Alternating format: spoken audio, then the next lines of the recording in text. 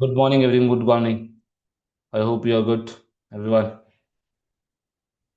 Good morning, sir. Good morning.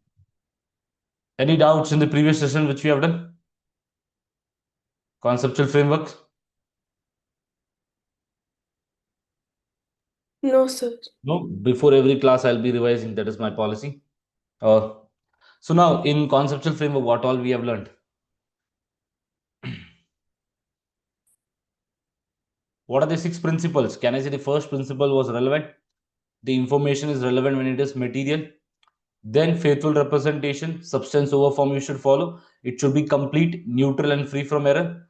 Then we learned comparability. The information should be comparable. The information which you're presenting in the financial statement, when will you say the following information is comparable? When it is consistent and it is disclosed. Then the next one was verifiability. The information which you present in the balance sheet or P&L or in the financial statement should have a evidence of proof. Then we did timeliness. That means the information should be provided on time to the shareholder. Then understandability. The information which you provide in the financial statement should be present in a such a way that the users will be able to understand it. Then we had come to the four important topics, five key concepts: recognition, measurement, presentation, then disclosure, derecognition. So in that first one, recognition, what did I mention regarding recognition?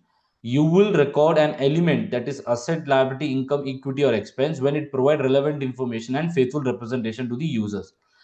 If there is uncertainty, then there will be no relevant or useful information to the shareholders. Then we came to derecognition. When will you derecognize an asset? When you lose the control. In case of liability, when you have fulfilled the obligation. Then we discuss the concept of measurement. Under measurement, there are two bases: historic and current value. Historic means the purchase price. Current value means today what is the price in the market. And you have further three categories. The first one was what? Fair value. That we'll be learning today, IFRS 30. The second one was what? Value in use. And the third one was current Cost. cost. Do not confuse between current value and current cost. Then we had discussed regarding presentation. Presentation means how it will be shown, whether it will be shown in non-current asset, current asset, or in P&L or balance sheet. And disclosure means what? If a line item you're presenting in the balance sheet or P&L, you should give some additional information so that the users get to know, okay, this item includes these all things. Then we discussed the difference between P&L and OCI. You mentioned realized, unrealized, and we had discussed that also. We discussed that also, that what is the actual thinking behind the P&L and OCI also. And I mentioned what does reclassification means. Reclassification means if an item is recorded in OCI, through OCI it will go to OCE, and from OCE it will be taken to P&L, and again through P&L it will go to retained earnings. That is known as reclassification. Any doubts in this? No, sir. No? And we had done the question for conceptual framework. I mentioned first you have to write down the an element, then you have to write down there is uncertainty or information will be relevant if there is no uncertainty. Then we discuss you should write down the definition of the element, and then you should link to the case and give your conclusion. Yes. Yes, sir. So today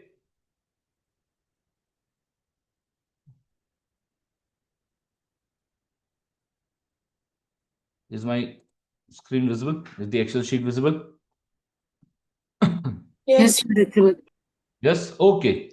So yesterday also we had started with the basic of IFRS 18. As I mentioned that if in the yesterday's, if you are not able to attend the yesterday's class, no issues. You can start today also. It's a new topic. No need to. If you have not watched the recording, no issues. So yesterday I mentioned that this IFRS 18 is a new standard which has been replaced by IAS 1. It replaced IAS 1. IAS 1 has been removed and IFRS 18 has brought into picture. Now, what does IFRS 18 means? It's a presentation and disclosure of financial statement. This standard will give you what is the format, etc., of the financial statement and some basic principle. This we have already discussed the exam advice that the IFRS 18 will be effective from 1st Jan 2027, but for your exam for the FR and SBR exam, it will be tested from September 2025 attempt. As mentioned that the format of PNL is new. So the first question regarding groups, you could have PNL this time. Then what are the objective of IFRS 18? To provide relevant and faithful representation of what? The elements, asset, liability, equity and expense. Then we discuss what is the objective of financial statement. In the yesterday's class also we have discussed under conceptual framework, and again here. To assess future cash flow. What will be the future cash flow so that the users can make a decision. And assess management stewardship. That means how the management is running the business or the company, how effectively. Then we had seen what are the financial statements. Can I say the financial statement, the set of financial statement or what? Your balance sheet, SOFP, then SOPL, then can I say changes in equity, SOCIE, then can I say cash flow, and then notes to account. Yes or no? These are the 5 important primary financial statements. And I mentioned 2 additional financial statements. Comparative information. If the company is providing this year balance sheet, they will also provide previous year so that the comparison can be done. Then we discuss one more. If required, a statement of financial position at the start of preceding year, preceding period. That means what? This we will cover under IAS 8. I mentioned this. Retrospective treatment. If there is a change in accounting policy or if there is a prior period error, then this retrospective treatment should be done, and we will look to the concept of known as third balance sheet. Normally you prepare 2 balance sheets, current year and previous year, but when coming to retrospective treatment you also prepare one more balance sheet, and this balance sheet is known as third balance sheet. We'll cover this in detail, but do remember what are the financial statements, complete set of financial statement. Then we discuss what is the role of financial statements. What did I mention? The role of primary financial statement is to present information in the financial statement and disclose material information in the notes. To do what? To achieve the objective of financial statements. Then we discuss material information means what? Which affects the decision of the users. And in notes also mentioned same information should be provided in excess of the items which you are present in the balance sheet and P&L. Any doubts? Anyone till here? No, sir. Oh, yes, sir. The chat box. Okay. Okay, chalo then. Then we discuss why financial statement provide structured summary of an entity's asset, liability, equity, expense, etc. Why? To obtain an understandable overview of the entity, to obtain an understanding of the entity, to do comparison with the previous year and current year, as well as with other companies, and identify items about which users may find additional information in the notes. Is this clear? This point also? Yes, sir. The notes provide material information necessary to enable users to understand the items which are given. As I mentioned, if you're recording PP in your books, in your balance sheet, this PP will include what all you should disclose in the notes to account. Then this notes to account will provide what? Supplement information. If the user is not able to identify what is included in this or needs and detailed understanding, they can refer the notes to account so that they have an idea. And I mention important notes here that an entity is not required to present or disclose information specified by IFRS accounting standard if it is not material. IS or IFRS will say you that specific disclosure should be given. But IFRS 18 is saying that there could be a lot of disclosure which the IFRS or IAS standard is saying. What should the entity do? The entity should decide whether this is material or not. If it is not material, no need to disclose, even though IFRS is saying it to disclose it. Then additional disclosures should be provided if the specific IFRS requirements are insufficient for users to understand the entity's financial performance and position. If IS and IFRS are providing some disclosures and some information, even though the information which is available to the users are not able to understand it, the entity is required to further disclose the information so that the users can understand what is presented in the financial statements. This was the basic understanding of IFRS 18. Then we had come to the concept of aggregation and disaggregation. What does aggregation means? Adding together. I mentioned when can you add the following items? When they are of same nature. Example like all travel expense can be combined together in a single line item known as travel expenses. Then I mentioned disaggregation means what? You will disaggregate the items based on what? They have different characteristics or different nature. So here we have taken the example of salary and advertising. You can't combine together saying that salary and advertisement are one. They are unrelated, show it separately. Then we discuss the concept of offsetting. Can you do offsetting in your balance sheet and P&L? Saying that I have a receivable from one of the customer 10,000 and I also have to pay him 8,000. Can we offset and show that I have to receive net amount of 2,000? This is not allowed. The conceptual framework or IFRS 18 says that asset, liability, income and expense must not be offset unless required or permit by IFRS. It should not be done if any specific IS or IFRS is saying that you can do it. And I mentioned the example here. As I mentioned here that you can show 3 lakhs as your receivable. Why did I mention this? Because it is allowed by IFRS 9. You have certain conditions that we'll be learning once we start financial instrument chapter. Clear with this offsetting? Yes, sir. Yes. Till here we have already done in the previous class and again I have revised it. Today, coming to the most important topic, SOPL. The changes are there in the SOPL, that is your statement of profit and loss and other comprehensive income. Now, the statement of profit and loss and other comprehensive income will say the financial position or financial performance of the company. Will it represent the financial position or financial performance of the company? Financial performance. Financial performance of the company. Now, you only say if you are an investor, what is the first thing you will look in the P&L? What is the first thing you will look in the P&L? Profit. Profit. Which profit? Net. Net profit. Okay, this net profit is also known as what?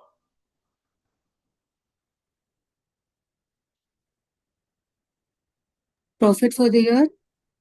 Profit for the year. Okay. Distributable profit. Then think from a business point of view. If I give a balance sheet of P&L, if I give a P&L belonging to your company, let's take it's your friend company and it's a P&L. What will you look? Which profit figure? Will you directly look to the profit figure which is given below or something else? Maybe operating first. Okay. Gross profit. Gross profit, then operating profit. Yes or no? Now, how do you calculate gross profit? Sales minus COS. Yes or no? You get gross profit. Everyone knows this. Yes or no? Now, when coming to operating profit, how do you calculate this? Can I say gross profit minus all the expenses? You do it, you get gross profit. Now, was gross profit defined anywhere in any IS or IFRS? Gross profit was not defined in any IS or IFRS. Now, you say me the research which was done by IASB, the body itself, they says that if 100 companies they have seen, 69 companies have shown what? Operating profit. And the operating profit definition for these 69 companies had been 9 different definitions. So if there are 9 different definitions when coming to 69 companies, will the users be able to compare this? no, sir. No. So that is the reason there has been changes. That is the reason IFRS 1 has been replaced by IFRS 18, and IFRS 18 focuses on what? Better presentation of financial statement, showing that okay, what is the expense relating or particularly to the business, what is the income and expense particularly to the business which you're doing, what is the income and expense relating to your investing part which you have done, what is the expense or income which is relating to your financing part, and what is your expense in tax and what is the discontinued operation. So now the IFRS 18 has introduced five new items: operating, investing, financing, income tax, and discontinued operation. These two are same. These two were already there. Income tax expenses you were recording, and if an operation is discontinued, you show in a single line item that profit and loss from discontinued operation. Again, this will be covering in IFRS 5. But can I say these three items are new? And these three items you have already covered in cash flow. What does operating means, what does financing means, and what does investing means? Here, when coming to operating, when you are preparing your cash flow, can I say when you're doing the operating part, your ultimate idea or the ultimate objective of the cash flow was that to bring all the cash flow which are particularly relating to the business, not your rental income, which is not your main business. So these were classified in investing. And if you're paying any dividend or if you're paying, let's say, any finance cost, etc., that were recorded in financing activity. Same way here also, the P&L has been divided into five categories. Is this clear, the basic? Yes, sir. This is only new, nothing much. Only you now see many of the items have written which will be going to operating, which will be going investing, financing. Today it will be little bit difficult for you to understand. As we do each IS and IFRS, you will get to know, okay, this we have learned that it will go in financing. Again, there will be a linkage when we do each IS and IFRS. Now, can anyone read the first paragraph for me now? The whole.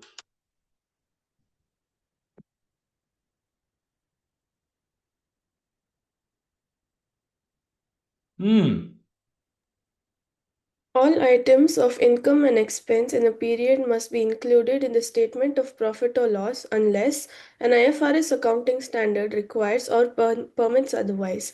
An entity may choose to present its statements of financial performance as a single statement, a profit or loss section followed directly by OCI, or two statements, a statement of P&L and a separate statement presenting OCI that brings with profit and loss. Sorry, that begins with profit and loss. Other comprehensive income, items of income and expense including reclassification adjustments that are recognized outside profit or loss as required or permitted by other IFRS accounting standards. So that means what here? Can I say all the income and expenses are recorded in your P&L as mentioned by the IS and IFRS standard? This is the first point. Now, when you have learned, you know the basic of the format of P&L, yes or no? Now you know the format. So can I say what are the old format? Revenue, COGS, you got your gross profit, distribution expense, administrative expense. Then let's take you get your net profit. Then you have income tax expenses. You get profit for the year. Yes or no? Then you also show OCI. Under OCI, you have revaluation surplus, which you have learned. You only know this is the one item that will go to OCI. Then you would have your total known as total comprehensive income. Now this PNL and OCI, can I say this you are presented in a single statement? A single statement. You have presentation way. Either what you can do, you can present your PNL separately and the OCI separately, or you can combine these together and present in a single statement. This is allowed by IFRS 18. Is this point clear? There should be no doubts in this. Do not ask me, sir, that why PNL is presented separately and OCI, or in some questions it will be presented together. This is allowed by IFRS 18. And other comprehensive income will include what? Income and expenses that are not recorded in PNL. The income and expenses which are not recorded in PNL will be recorded in OCI, and you will be learning these items as per the respective standard. And we discussed also in the previous class what are the items that will be going to PNL and OCI and what is the difference, what is the actual logic behind it. Then we have discussed these five categories. Now, can I say when you prepare your consolidated PNL, what does consolidated PNL means? What does consolidation means? Anyone?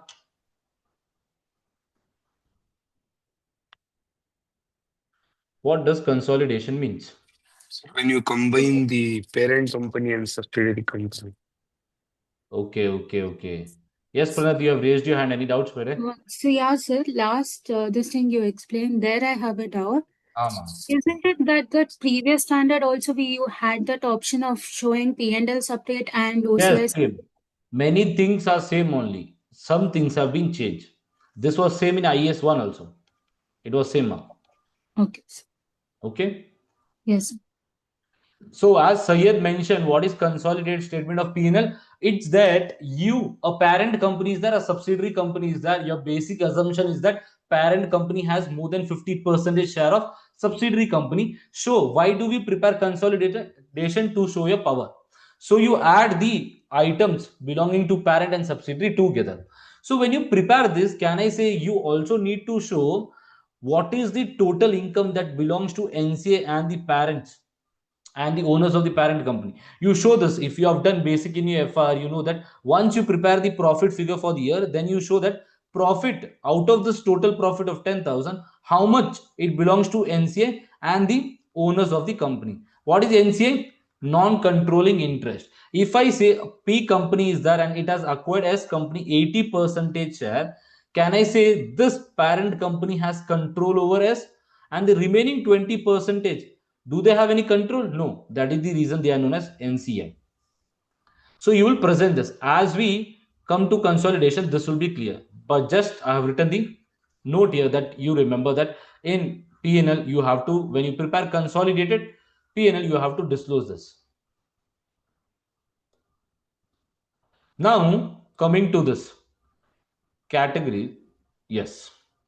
See here now, operating profit not defined by IFRS accounting standard. It was not defined by accounting standard first. But now IFRS 18 has defined what is operating profit, what are the items that should be included. Why IFRS 18 has identified? Because the investors had a concern saying that when we are comparing other companies, we are seeing a lot of difference in the operating profit calculation, and we are not able to make a, and we are not having a clear idea. That is the reason IFRS 18 came up with this. Now, discussing what are the categories. This is the most. Why IFRS 18 came up with operating profit and this IFRS 18? As mentioned, because of investors' concern. It was difficult for the comparison of P&L of other companies. And I mentioned that IFRS 18 has introduced three new categories like operating, investing, and financing. Why they have not mentioned income tax and discontinued operation? Because this was already there in IAS 1. Same. And two new required subtotal to enable analysis. There are two subtotals that should be there in the P&L every time. These are the two subtotals which should be there in the P&L every time. Now let's see the format of P&L so you'll have an idea. I have not yet discussed what does operating means, investing means, and financing, but I hope you have a basic idea. Operating means all the income and expenses which relate particularly to your business. Investing means, let's take, I have 10 lakh rupees extra, I have done a fixed deposit. I am getting some income. That is my investment part, which I have done. Then coming to financing, financing means if I have taken a loan, I am paying an interest on it. So that will be classified under financing activity. So now see the format of the P&L here. What are the two new subtotal? See, these are the two new subtotals that each P&L should have. Operating profit and profit before financing and income tax. Let's see the changes. Statement of profit and loss. Do make rough notes, write down the format. Revenue minus cost of sale. You will get what? Gross profit. Now, this gross profit is a subtotal required by IFRS 18? No. This subtotal of gross profit is given so that the users can understand. It's not a particular requirement by what? IFRS 18. And do understand one thing that IFRS 18 has mentioned that for sure two subtotals should be there. The first one is operating and the second one is this one. Profit before financing and income tax. But if the company wants to add further subtotals, the company can do it. If the company is saying that we want to provide a other subtotal which will give a fair presentation, then they can do it. So here, can you see the other subtotal is what? Gross profit which they have given. It is not required by IFRS 18, even though it is provided. If the company needs to provide any subtotal, they can do it if it provides useful information to the stakeholders or the shareholders or the users. So revenue, cost, you'll get your GP. Then you have other operating income. You have other operating income. Yes, ma'am. You have raised your hand. Any doubts? So what if it is not like material enough or something? Even if it is in that case, should I write like this? When will For you say the following information is useful? Material?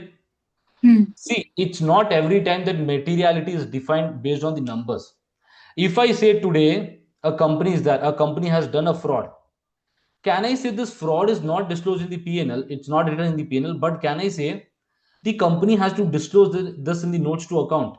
Even though if I say the fraud is of 10 rupees only, but can I say when coming to the for the last 10 years there was no fraud in the company, but this year 1,000 rupees of fraud has been done? You will say, sir, it is not so material, I will not disclose in the P&L. But can I say you will not show on the face of the P&L, but can I say you have to provide a disclosure note saying to the shareholders that this year this has happened in the company? Yes, yes, sir. If you will not show, they will get to know through some other source or social media. Can I say it will impact the reputation of the company? yes, sir. So it is not that for sure that materiality is based on numbers. You have to decide based, will it affect the decision of the users? Now, if I say I know Reliance, I want to invest in Reliance, and we know that Reliance works very well with the shareholders and they keep the shareholders very good. If we identify some issue that Reliance is doing something fraud, etc., yes or no, can I say the shareholders will have bad thinking about the company, etc., XYZ? So how about the cost constraint thing? If cost of doing this is exceeding the benefit, should I write it like this only, like the format? Yeah. This you can do it. Nothing in this, there is no fast and furious rule. But what is important, cost here, see, it's not about the cost. If you're normally preparing your balance sheet and P&L, can I say you will incur the cost? Hmm. Yes or Yes. no? Here the concept comes regarding materiality and the providing information to the users. If you have provided gross profit as the subtotal, if the company wants to provide some other subtotal, they can do it. When they can do it, if it is providing useful information to the shareholder, it should not make the P&L and balance sheet complex. If it's doing that, avoid it. Do not do it.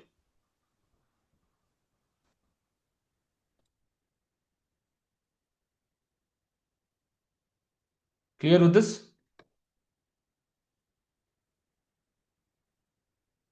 Yes, okay. Chalo then. So other operating income, the income which you have from operations other than revenue, then your selling expenses, the expenses which you have incurred to make your revenue. Like what could be an example for selling expense? Anyone?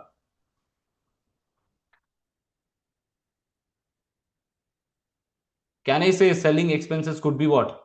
Commission paid to salespersons, etc. XYZ. Then research and development expenses.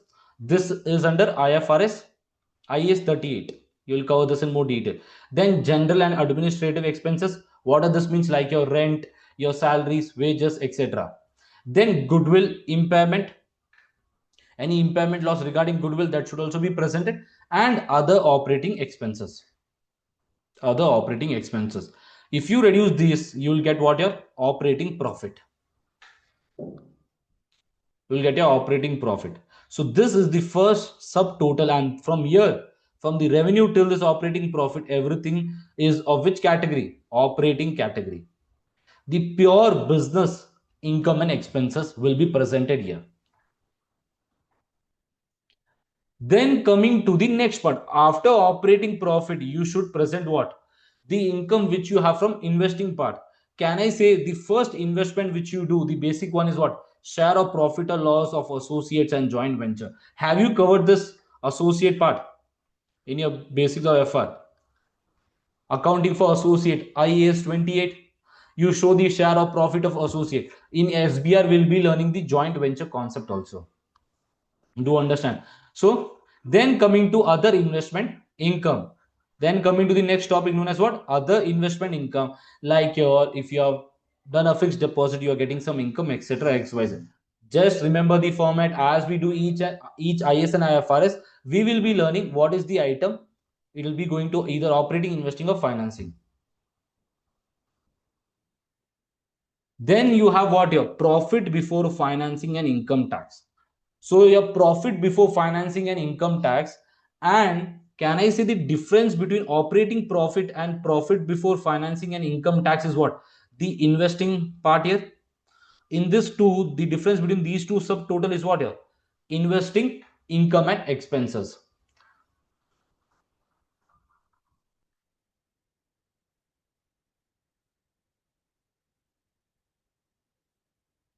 Then coming to the financing part, what are the expenses relating to financing? Interest expense on borrowing. Yes or no? If you have taken a loan, you pay some interest, that will be included. And lease liability.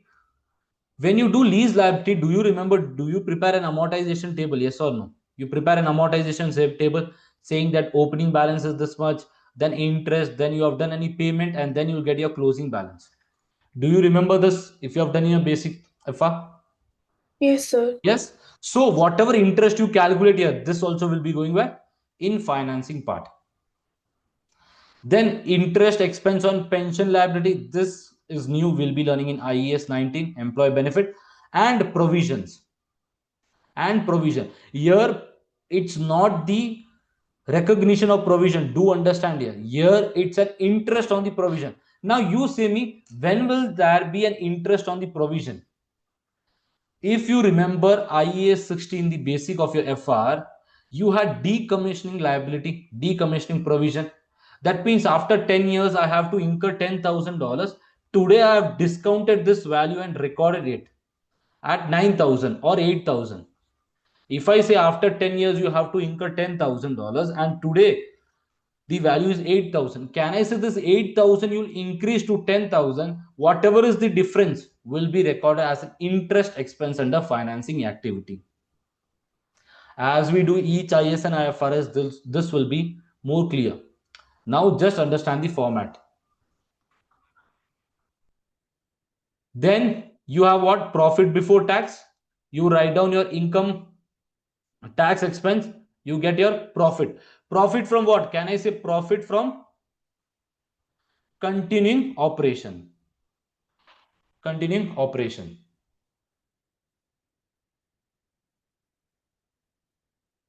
Any doubts in the format, anyone? Sayyid, Vivan, Samya, Yajjas, Soham? No, sir. No? No, sir.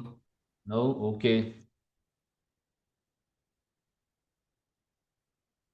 No, okay, beta.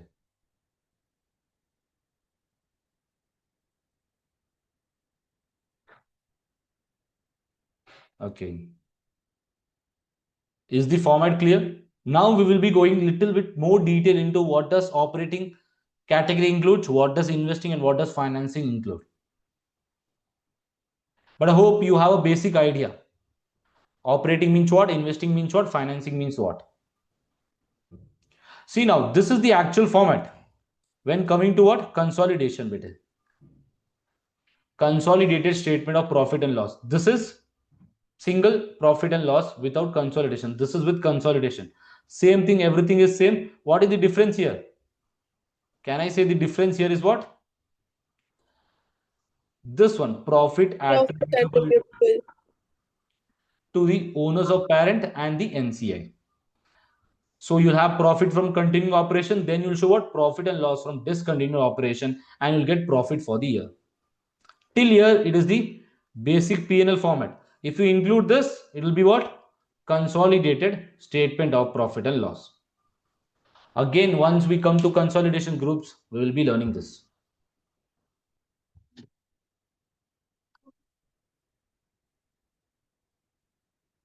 Just write down the format, basic format for your understanding purpose. As I mentioned, I'll be sharing this Excel sheet, but do make rough notes.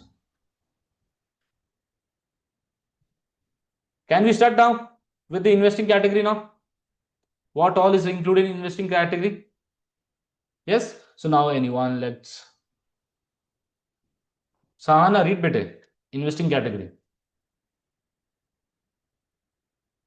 The investing category includes income and expenses from investments in associates, joint ventures, and unconsolidated subsidiaries, including subsidiaries in separate financial statements. Cash and cash equivalents, other assets that generate a return individually and largely independently of other resources, including debt or equity investments and investment properties and receivables for rent. Okay, so they are mentioning what all is included in investing category. Can I say the basic idea I have that investing category will include income and expenses which are not of my main business, that will be included here, and it should not be for financing. Now, what is the first category? Can I say the investment which you have done in associate? Yes or no? Associate means what? 20 to 50 percentage holding. You will use equity accounting. What does joint venture means? Anyone, any idea? Joint venture means what, bete?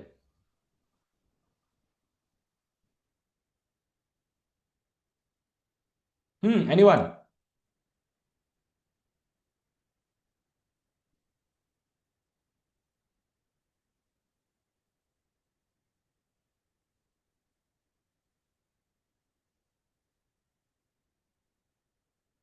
Hmm. Joint venture means what? Two parties coming together and forming a new company. Simple. This we will learn again in consolidation. But investing category, first one, what is included? The share of profit or loss in associate and joint ventures and unconsolidated subsidiaries. Then the next one is what? Cash and cash equivalent. Cash and cash equivalent means what? If you have done a fixed deposit, you are getting some return. What does cash equivalent means, bete? Anyone idea? What does cash equivalent means? Marketable securities. Then no. Can I say cash and cash equivalent? This is defined in IAS 7, cash flow. Now, what does cash? What does cash means? Cash means what? Legal tender. Legal tender or Gandhi note. Can I say Gandhi note? Huh? It is in India, but when compared to other countries, you can't say Gandhi note. Yes or no?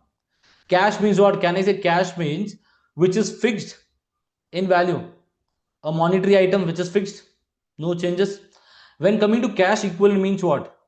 This cash and cash equivalent are considered one only if I say I have a short term investment, and that short term investment will be classified under cash and cash equivalent when it is for of short term and its value is not changing significantly. Its value is not changing significantly, and whenever you want, you can sell this and get your money back. Simple. Again, we will cover this in IS 7, but do understand what does cash equivalent means. Cash equivalent means, 1 minute, give me. Let me open IS 7 notes.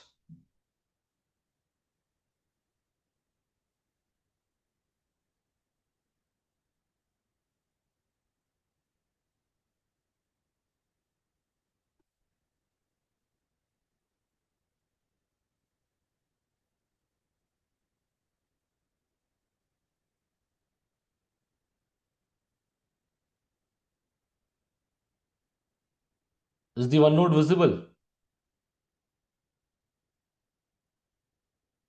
Yes, sir. Yes. See, what is the definition of cash equivalent? Short term, highly liquid investment that are readily convertible to known amount of cash. And that means, when you convert it, when you liquidate it, you know what is the amount you'll be getting, and subject to an insignificant risk of change in value. So there is no significant change in its value. If it is in short term and you know what is the amount you'll be getting and insignificant risk of change in the value, then you will say that it is a cash equivalent. Even though you have done a short term investment, but that short term investment, you know what is the value you will be getting back, and it has no significant changes in the value. I hope this is clear. Cash equivalent means what? Yes, sir. That is the reason when you do your SBR, no, you can't do a particular question. After each particular standard, you can't do a question, because if a question comes, a question will have 3 or 4 standards combined together. So that is the reason we are planning to complete this syllabus as soon as possible. so that we can do the questions. But after each topic, I'll be giving you exam based question only. Today, once we start fair value, I will give questions regarding fair value. IFRS 13. Now, again, let me share my. Then other assets that generate a return individually and largely independently of other resources, including what? Debt or equity instrument. If I have done an investment in any debt instrument of any company or equity instrument and I'm getting some dividend or some income, it will go in under investing activity. And investment property, if it's my IS 40 IP investment property, you are getting rent, that also will be included under investing category. And Yes. receivables for rent. Sir, I have a doubt, sir. Yes, better. So these marketable securities held for short-term trading, they come under cash equivalents or the other assets that generate returns. No, you have to decide based on the two things which I've given. Its value should not change significantly. Like if I say if you have invested in government bonds, let's take for only for 9 months, and you know that government bond value will not change significantly, it will remain same, and you know what is the amount for sure you'll get back. Then it will be a cash equivalent. You have to see these two conditions. It should be Okay. of short term. The amount should be specified. What is the amount you'll be getting? You know today. If I invest today, I know after 10 years, or no, not after 10 years, after 9 months or 1 year, what is the amount I'll be getting back, and the value should not change significantly. Then you will say it is cash equivalent. Okay, got it. The other asset part is also clear: debt and equity instrument and investment property. Write down this basic. What are the three types? No need to write down this note. Now coming to the notes. An entity that invests in these as a main business activity should classify the income and expense as investing if the assets are accounted for, applying the equity method if not classifying in operating activity. They have mentioned the note 1. Yes or no? This is the note number 1. What they mentioned, normally you include what here? Can I say investment in associate and joint venture will be under investing category? But they are saying what? If the investment which you're doing in joint venture and associate is for your main business purpose, it's for your main business purpose, then you will show under operating category. You will show under operating category. Normally, joint venture associate you will show where? Under investing. But if I see the investment which you have done in joint venture and associate is for your main business, it's the main business which you're running and it's parallel to that, then you'll show under operating category. Then coming to note number 2, an entity that invests in financial assets as a main business activity should classify income and expense in operating category. Here, if I say it's a bank, if you're preparing the P&L for the bank, can I say what is the main business of the bank? Taking the amount at a low interest and giving at a high interest to the public. So can I say this is the main activity of the bank? So whatever is the income or expenses relating to this will be shown under operating category, not in investing category. Normally, when you prepare a P&L for a manufacturing company, if I've given a $10,000 of loan to someone else, the income will come under investing activity. But if I say I'm running a bank and I've given $10,000 to Soham and he's paying me interest, can I say that interest is my main business income? You will not show under investing, it will go under operating category. Then coming to what does income and expenses include? The income generated by asset like rental income, remeasurement of investment property.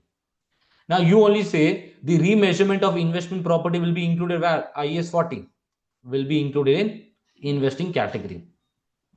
Then income and expenses arising from initial and subsequent measurement, including derecognition. What does this mean, sir? We have no idea. Income and expenses arising from initial and subsequent measurement. This we will cover under financial instrument. As I mentioned here, debt or equity instrument, whatever income or expenses you have will also be recorded under investing activity.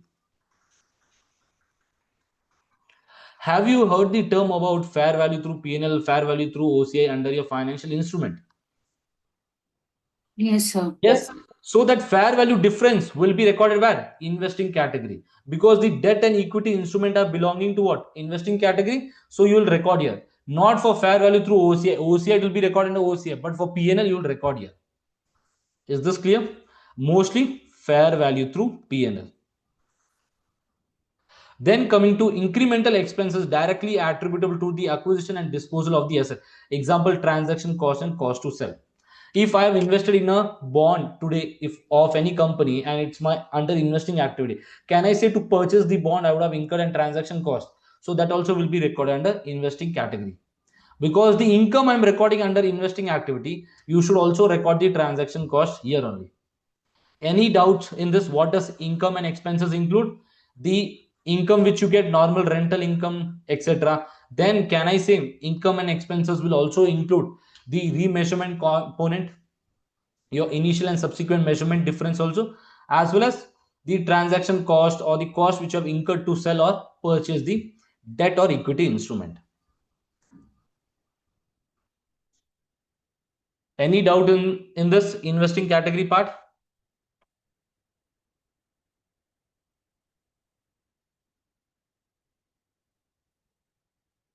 No? Okay.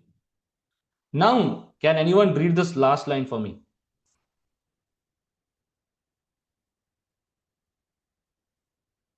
Sahana, you only read better.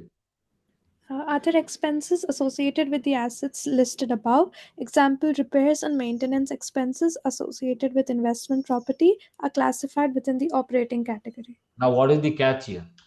Can I say they have mentioned, they have already mentioned what is included in income and expense, but they are saying that other than these expenses for the asset which is listed above, like your rental property, debt instrument, equity instrument, will be recorded in operating category. Now, do not say, sir, when you're repairing an investment property, it will go to investing. No, it will go under operating category. The IFRS 18 has clearly specified it. The income, most of your income and expenses relating to investment properties recorded under investing activity, but the repair and maintenance will be recorded under operating category. Any doubts in this? Any doubts in investing category? Anyone other than Sinchana and Pranati? I can see them. It's clear for them.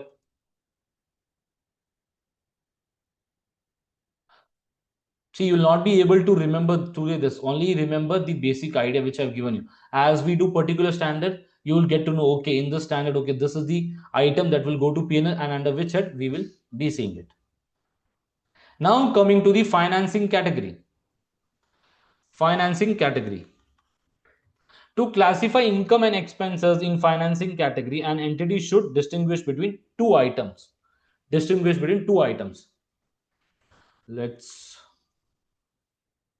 Shamya, read ma, what are the two categories?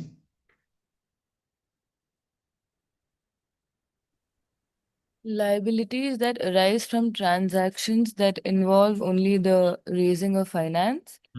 Other liabilities. Now, can you give me an idea by just reading this liability that arises from transactions that involve only the raising of finance? Means what? Interest on bank loan. Interest on bank loan, then? See, when coming to financing activity, you have to distinguish between two items. Liability that is arising from a transaction that involves completely raising of finance, or an interest expense that is arising from other liability. Now, can I say here, I have taken an item on lease, an asset on lease. If I have taken an asset on lease, can I say I will be preparing the amortization table? In that amortization table, do we have an interest expense or not? Can I say that interest expense is particularly for raising of finance, or for some, it's for other liability?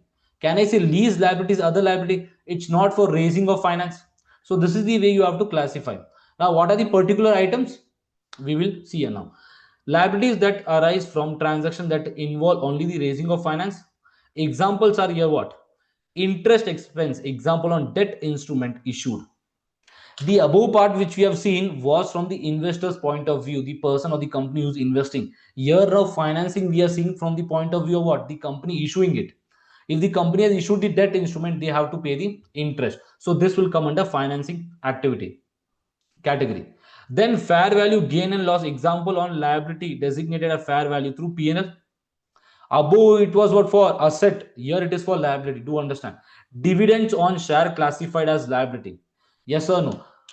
You know that preference shares are what? Preference shares, you will say, sir, it is an equity. Equity. No, it is a liability because it has the company has the obligation to pay back. So whatever the dividends which you pay on preference shares will also be classified under financing category. Then income and expenses from the derecognition of the liability. Whatever is the profit or loss on the derecognition of the liability will also come here only. Income and expenses that arises from the initial and subsequent measurement of the liabilities, including derecognition. We have already seen the example. Through example, it was clear. The incremental expenses directly attributable to the issue and satisfaction of the liability. Example, transaction cost. So, initial, subsequent, and derecognition, everything will come here, as well as the transaction cost and the interest expense will come here. Is this clear?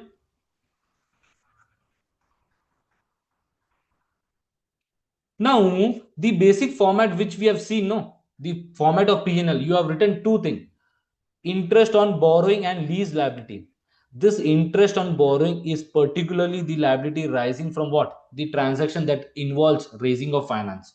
But when coming to lease liability, it is of other liability. Now, what all is included in other liability? See here now. Interest expense on trade payable, your contract liability as per IFRS 15, your lease liability, your pension liability as per IAS 19, interest expense, then unwinding of discount, IAS 37. Here in financing category, it will only include the interest expense. What it will include? It will only include the interest expense. Interest, if identified for purpose of applying other requirements in IFRS accounting standard, interest income and expenses arising from change in interest rate.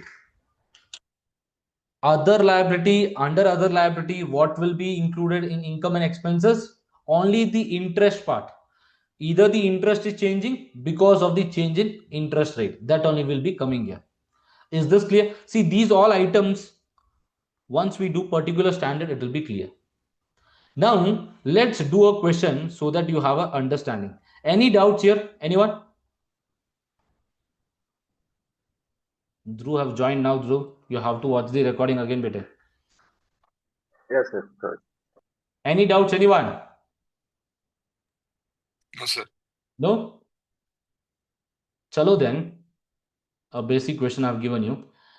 Now, say me, explain which of the following items of income and expenses should be presented in financing category. Chalo.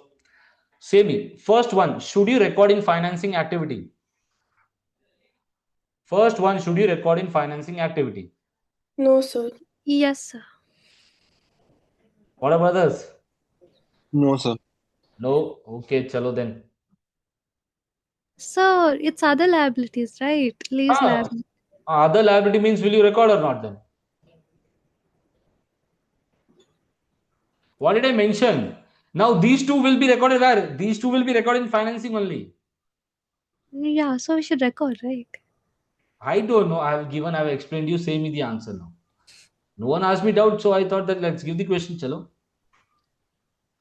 This is the level you're concentrating in the class. Huh?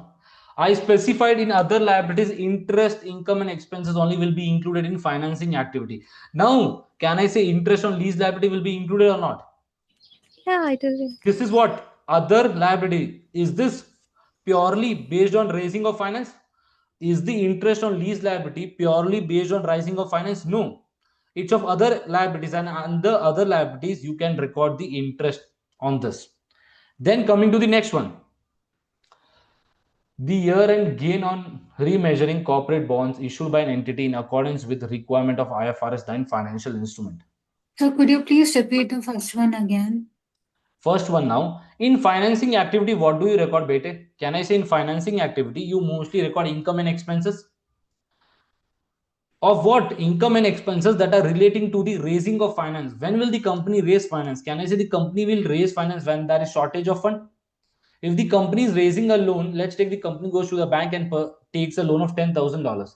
Can I say on that $10,000 they have to pay the interest? Yes, sir. That interest expense will be recorded where? Under financing activity. Is this clear? So you have an interest expense here or not? Yes, sir. Yes. If you remember in your IFRS 9 also, what do? Can I say you prepare an amortization table, same like your lease liability table in lease liability? Yes. In that you have the second component known as effective interest rate, you use something known as this, Yeah. that will be recorded in financing category. Now, can I say this interest expense is purely for the loan you have taken? Yes, sir. Yes. Now, other example, if I say that I've taken an asset on lease, and when you do the treatment under IFRS 16, can I say you also prepare the lease table, amortization table? Here also you have an interest expense. Now, the interest expense in IFRS 16, is this particularly relating to raising of finance or taking an asset for use? Taking an asset for use. Is this for raising of finance? No, it is not for raising of finance. Can I say the interest expense which is that is for other liabilities? It's not particularly for raising any finance.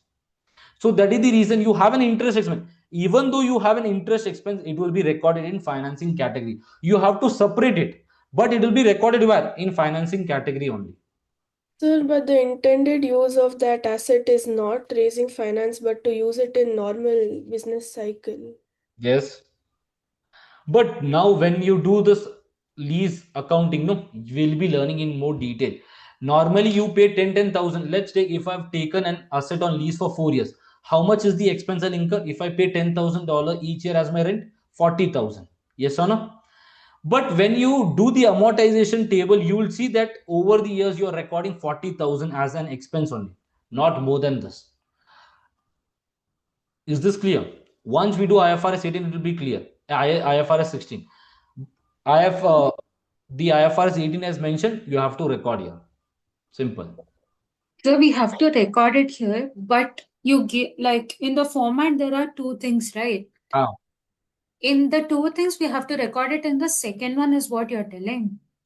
which one, beta? Format. See, don't go with this one. See here. After investing activity, what all is related to financing activity, write down here, beta. Simple. Then what is the point of categorizing it? Is it for the notes to account or something or for what?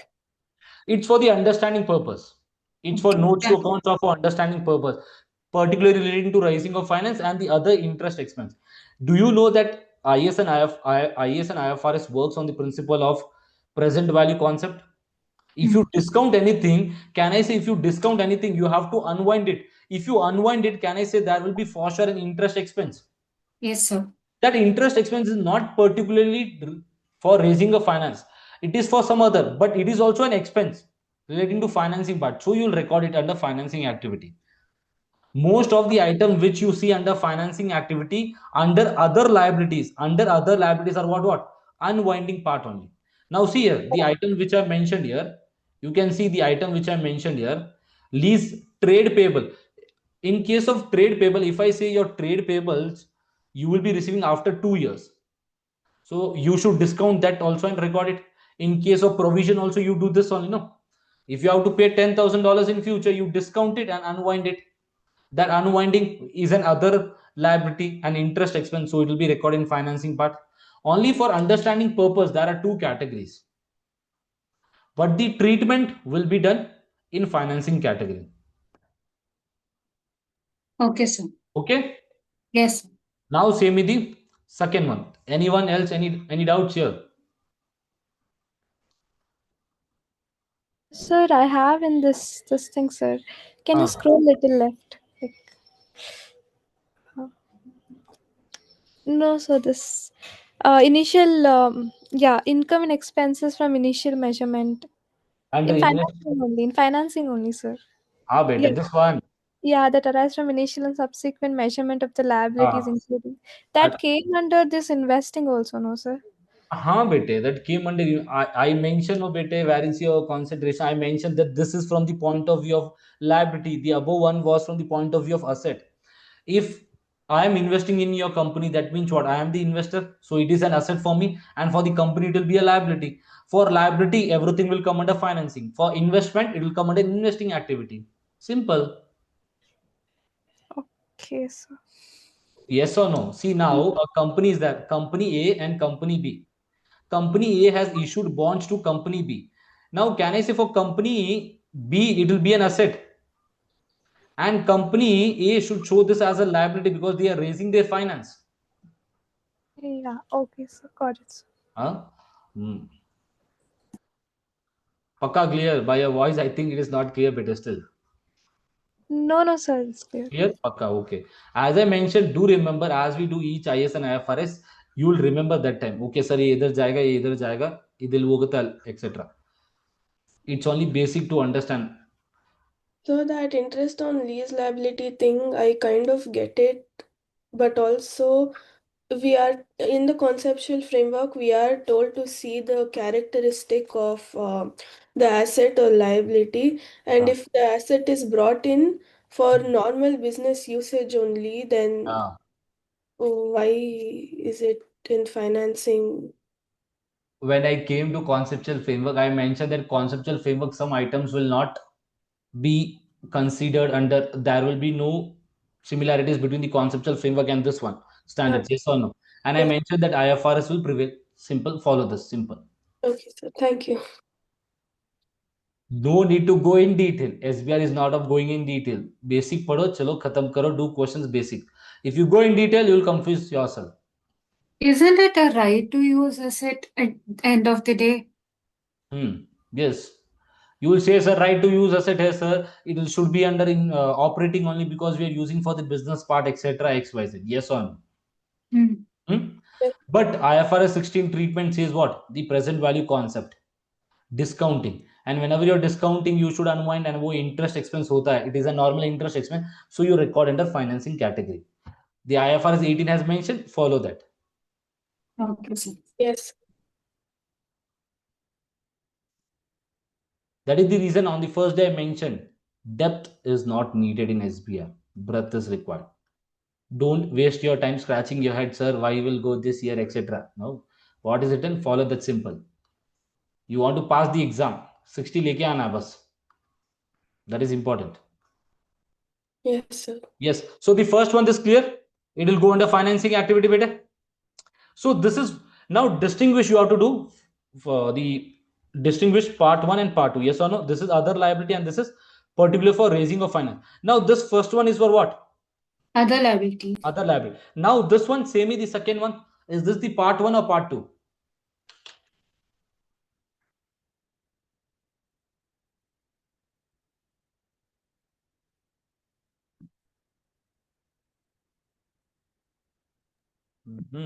Part 1. One, sir. Part 1. So the expense will be recorded where? Can I say in financing only? Any doubts in this now? No, sir. No. Okay, chalo. It's 1 and will be recorded. Now dividend paid on redeemable preference shares.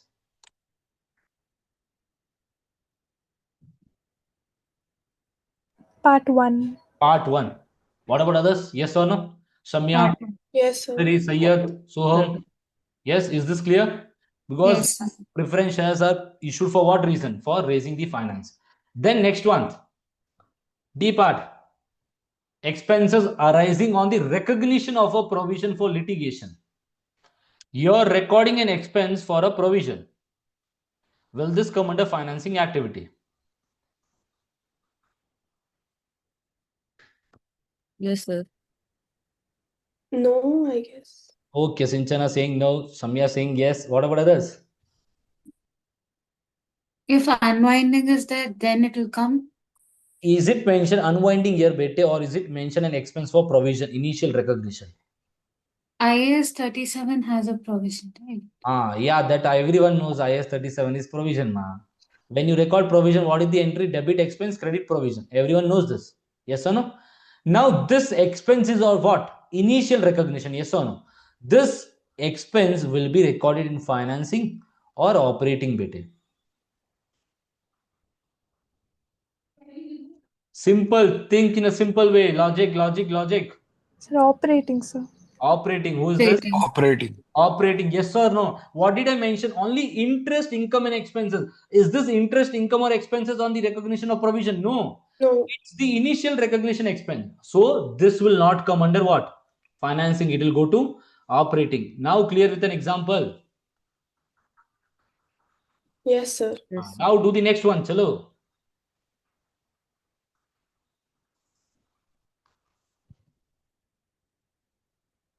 Excuse me.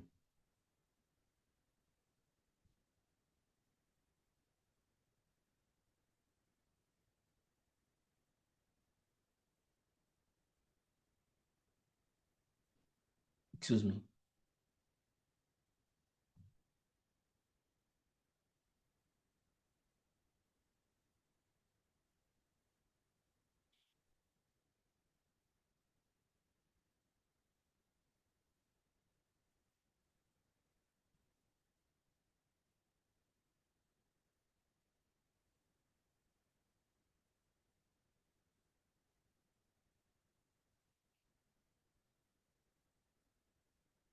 The recognition of deferred government grant as an income. First, distinguish part 1 or part 2.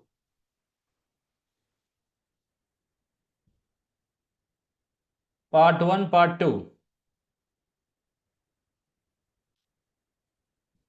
Is this relating to raising of finance? Government grant is relating to raising of finance? No, sir. No, okay, it is not in 1, it is in 2. Can I say other liability it is? Now, you remember that government is giving you 20,000 grant for 3 years. So what will you do? Over the 3 years, you will record in the P&L as an income, a basic sense, because of matching principle. Now you say me, will this income be under financing or operating better?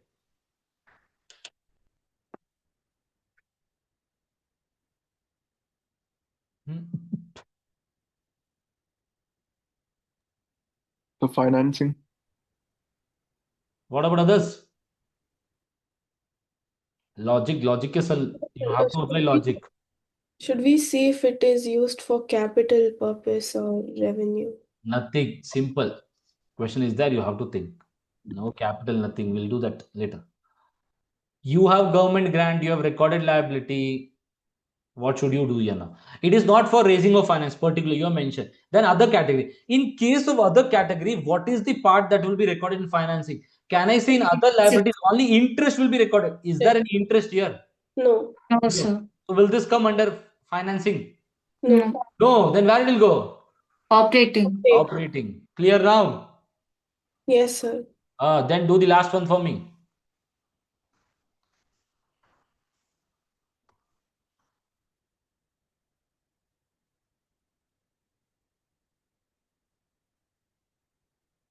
Sir, other liabilities. Other F1. liabilities. Yes, bete. Why? This is an interest expense for the provision. Is Provision. this clear for everyone? Yes, just Soham, Vivan, Shantari, Dhruv.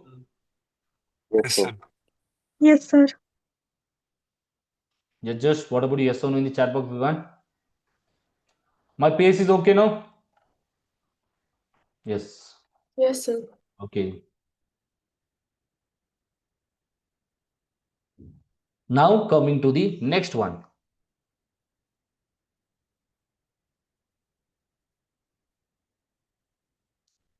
Classification for an entity providing financing to a customer as a main business activity. If I say a bank is there and a bank is doing what? If a bank is there, a bank is taking the amount and giving the amount to some other person and making revenue. Yes or no? In that case, the interest income or expenses they will be getting, it will be recorded under operating category. Is this clear? Yes, sir. Yes. But if it is for other liabilities, they have what? A choice either to record in operating category or financing category. A choice is that you have to make the decision and record it. Is this clear? Yes, sir. That also bank will not be tested in your insurance and banking. The format for P&L for bank and insurance will not be tested, but just have a basic sense that if it's a bank and they have taken a loan and they are giving further the loan, it's an income on this other one side and it is an expense. So it will be recorded in operating category. Clear with this? Any doubts in investing and financing now? Ask me now. If you have any doubts, ask. If not, we will start with operating category now. No doubts? Okay, No. then. Okay then. So could you scroll up? Yes, bete. Which one in financing or which one, bete? So just before the financing category. Yeah, this one. Just a minute. As we do each standard, it will be clear what item will be going where. Thank you. Okay. Don't write down detailed notes. Make simple basic notes. Now coming to classifying income and expenses. Can anyone read this? Dhruv, can you read this? Yes, sir. To classify income and expenses into operating, investing, and financing categories, an entity needs only determine whether it has specified main business of activity. Investing in assets, example, investing entity or investment property company. Providing finances to customers, example, banks and leasers of finance leases. If it does the income and expenses from either both or of these activities is classified into the operating category. Have we discussed this or not? To classify the income and expenses, first the company have to see what is their main business. Then they have to classify. I mentioned that if the company is a bank, can I say what all you include in investing and financing will be included in operating now? Yes or no? Yes, sir. Yes. Okay. Now coming to operating category. The interesting part here. Operating category. Under operating category, what you have recorded, can I say you have seen in the format selling expenses? Then you have seen general and administrative expenses. Then you have seen what is the other part? I think we have seen impairment loss of goodwill. Then anything else? Research and development. Research and development. Can I say then depreciation and amortization? Can I say rental expenses relating to my property? It's not rental income. Rental income will be in investing. Rental expense here. So now coming to this. In operating category, an entity should present expenses in a way that provides the most useful structured summary of those expenses. They may classify expenses according to what? Their nature or their expense. So further two classification are there in what? Operating. By nature, by function. By nature means what? Relates to the nature of economic resource consumed without reference to the activity that consumed them. Is this point clear to you by reading this? Relates to the nature of the income of the economic resource consumed without preference to the activity that consumed them. Any idea you are getting?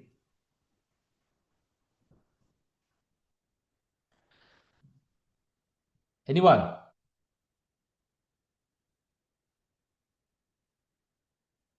No, chalo then. Let me only explain. By nature and by function.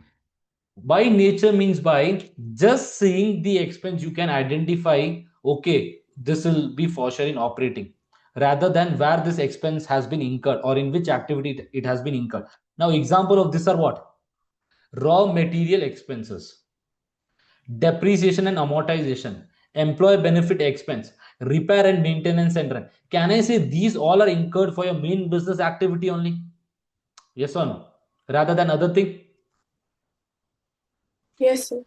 By function means what? Relates to the role within the business activity that consume the resource.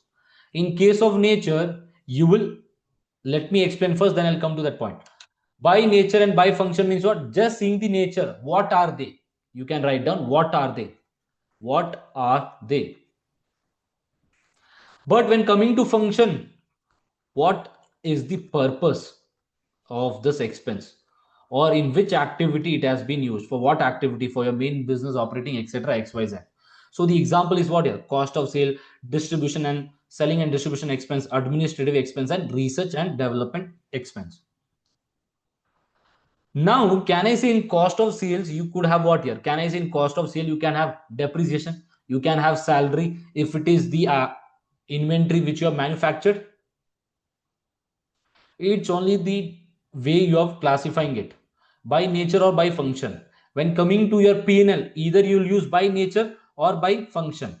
The format which you have learned, can I say in the format, these all items were there. It was classified by the function here.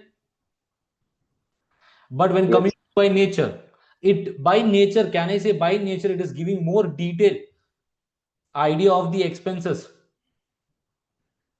When come, yes or no? Can I say in administrative expenses also depreciation will be included? In cost of sale also depreciation will be included when you're manufacturing any inventory. But can I say when depreciation amortization is written, it will give a more detailed idea, okay, what is the total depreciation for the company. Now say me any doubts. Yes, Pranidhi. So if there is any side business and for that they're using the raw materials, by the nature I can't categorize it as an operating, right? If it is not like the main business. That depends again, bete, ki that business which you're doing inside is also considered as a main business or not. Okay, sir. Okay. Anyone else? Any doubts? No doubts. Is this clear? By nature means what? What are they? By just saying may someone will say that I have paid salary to my employees. Can I say you're paying salary means that it is your operating expense, a basic business expense, rental if you're using any property. See, by function means what? Cost of sales, you're combining it by a function, by an activity where it is used. Then coming to other concept known as mixed presentation. This is also allowed by IFRS 18. IFRS 18. Can anyone read this? Samya, can you read this? Bete? Mixed presentation. Mixed presentation can present some operating expenses by function and others by nature if that provides more useful information to the users. Stop. Mixed presentation can be followed when? See, either you will follow by nature or by function. The format which you have seen, it is regarding what? Function. Yes or no? Yes, sir. You can also present by nature or you can also present by mixed presentation. When can you do mixed presentation? If it provides faithful representation or more useful information to the users. That means some items you can record by function and some items you can record by nature. Example which I've given. Yes, ma, read ma. The example which I've given, first one. Entity has multiple main business activities. If an entity has two or more distinct main business, example manufacturing plus investment, it may present one set of expenses by function, B another set by nature. Is this clear? Yes or no? Is this combined or not? Cost of sales and then you are representing impairment totally different, research and development totally different. Because if you are into manufacturing, can I say research and development is an important part of manufacturing? So how much you are spending on research and development, this will give a useful information to the shareholders. Okay. Then read the second one, ma. Some expense.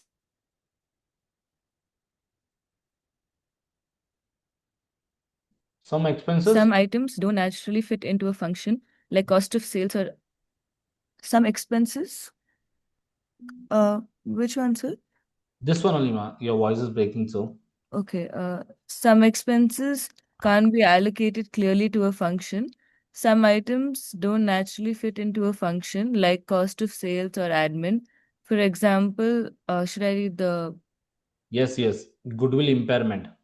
Okay, goodwill impairment allocated to function is arbitrary. Restructuring costs often span across functions.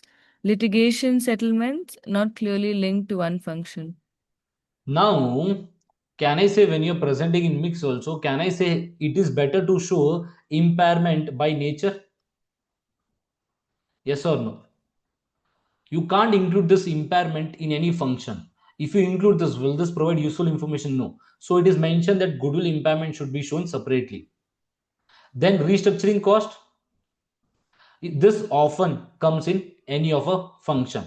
When coming to litigation, it is not linked to any one of the functions, so it is shown separately. So mixed presentation means what? Either by nature or either by function you can present. Any doubts in this? Most of your questions will follow by function only in the exam. Okay.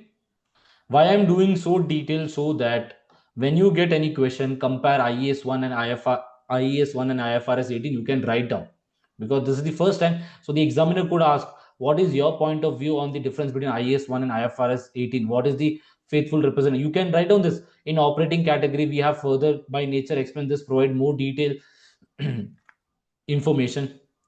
Yes or no? If it is presented by nature, can I say, if I am the user, I can get to know what is the future expense relating to salary, what is the future expense relating to depreciation and amortization. Rather than combining depreciation, amortization, and employee benefit expense in administrative expenses, can I say if they show separately, as a user, I will get to know, okay, how much is depreciation and amortization. In future, what could be the expense? Now coming to the next part. A small part here. See now here. Function line items aggregate nature expense itself that could respond differently to the change in economic environment. Yes or no? When you're presenting in function, can I say that function includes further classification of nature expense? And that further class of nature expense can vary based on the economic environment. Therefore, to ensure users to better forecast future operating expenses, the total of each of the following must be disclosed in the single note when one or more line items are classified by function. If you're classifying by function, what should you do in the notes to account? In the notes to account, you should write down what is the total expense for depreciation, what is the total expense for amortization, what is the total employment expense, what is the impairment, what is the written down of inventory or reversal. These are the 5 important things that you should disclose in the notes when you're using the function line item, so that the users have a detailed understanding of these.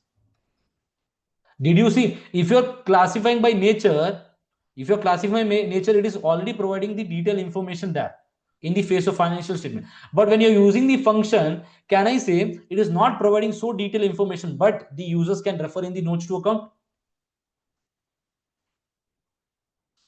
Like, what costs are included in cost of sales and administrative expenses? A qualitative description of the nature of expenses included in each function line item must be disclosed.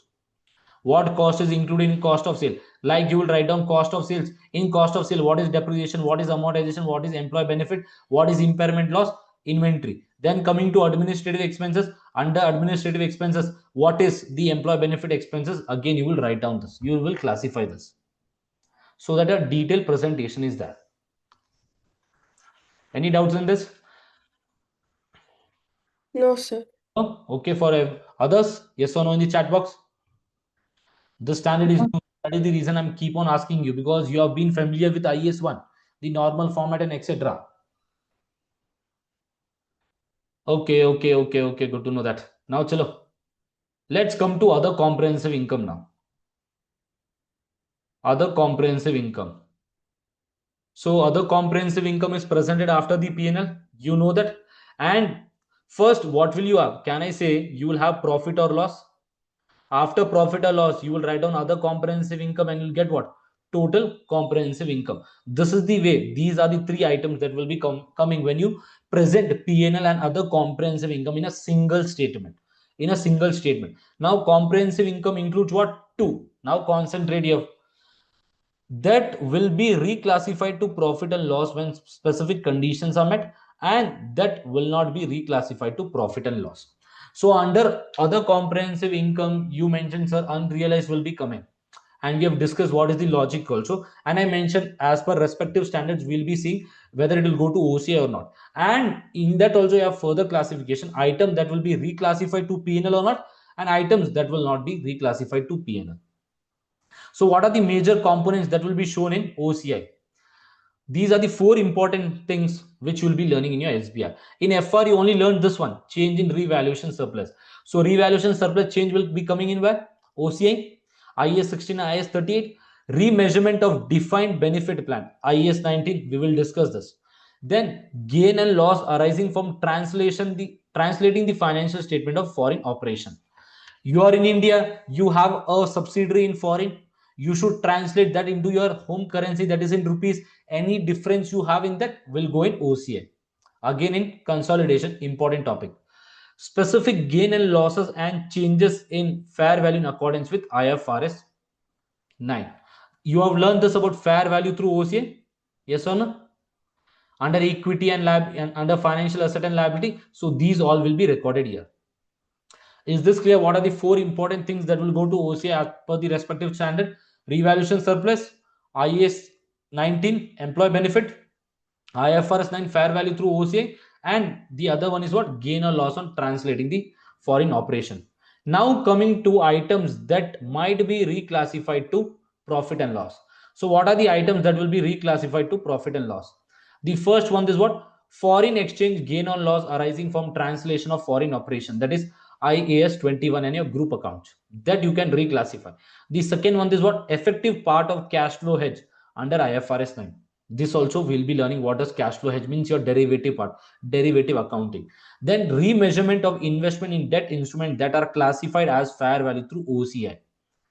Remeasurement of investment in debt instrument that are classified. So these are the three items which we can reclassify to P&L. Reclassification to P&L means what? If I say this is my OCI, through OCI it will go to OCE, and again from OCE we will take to P&L, and it will be taken to retained earnings. But when coming to this is known as reclassification. If I say from OCI it is going to OCE and you're directly taking this to retained earning, this is not reclassification. This is known as reclassification. Then coming to the items that will not be reclassified. The items that will not be reclassified, the first one is what? Revaluation surplus, remeasurement of component on defined benefit plan, IS 19, remeasurement of investment in equity instrument that are classified through fair value through OCI. The item which will be reclassified is what? Debt instrument, equity instrument, it will not be classified. Again, once we do standards, we will revise this. Is this part clear? Yes, sir. Yes. Okay.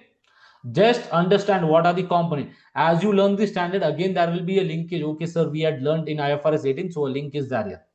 Three items are there which will be reclassified. Now coming to the format of OCI, you will write down profit for the year. Then what you will write down? Other comprehensive income, and other comprehensive income you have further two categories. Items that will not be classified, items that may be reclassified. So you will write down gain or revaluation, then equity instrument, then IFRS 9, then share of other comprehensive income of associate and joint venture, income tax relating to these items. The income tax which is mentioned here, beta, no, is of all these four items. Four items income tax is given in net year.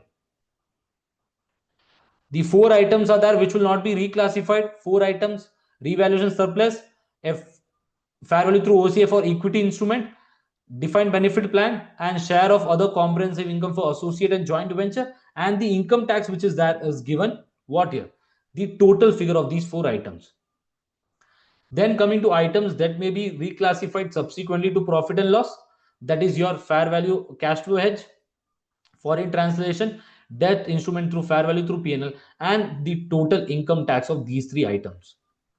You will record this, you will get other comprehensive income for the year. If you do this plus this, you will get your total comprehensive income. Is the format clear of the other comprehensive income now?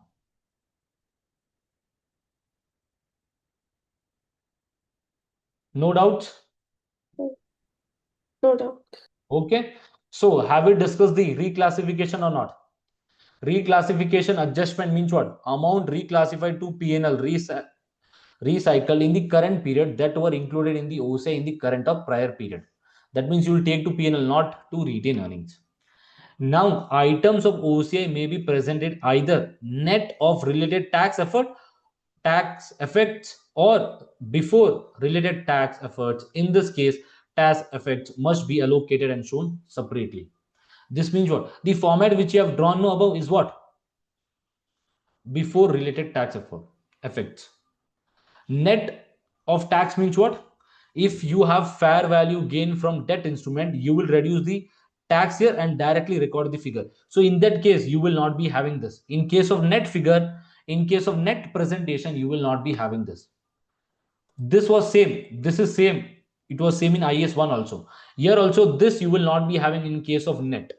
This is gross presentation and a total of tax you're presenting and reducing it. Is this clear? What are the two types of OCA presentation? Yes, sir. So which one will give faithful representation and more fair information? The gross one. So mostly the gross one will be given in your exam. Okay, so we are done with this. Now coming to the last part of this PNL. Now IFRS 18 also have mentioned that some basic information should be there when you prepare the PNL. Some basic. So what are the basic? Revenue should be there, operating expenses should be there, either using one or both of these characteristics by nature or expense, share of profit or loss from associate, income tax expense, a single amount of total of discontinued operation. Yes or no? These are the basic when you prepare a PNL should be there. You have to record this. Then coming to amount required to be presented as statement of profit and loss by line item by IFRS 9. So these are the line items which should be presented. Once again, when we do financial instrument, this will be clear. As I mentioned, what are the 6 important standards?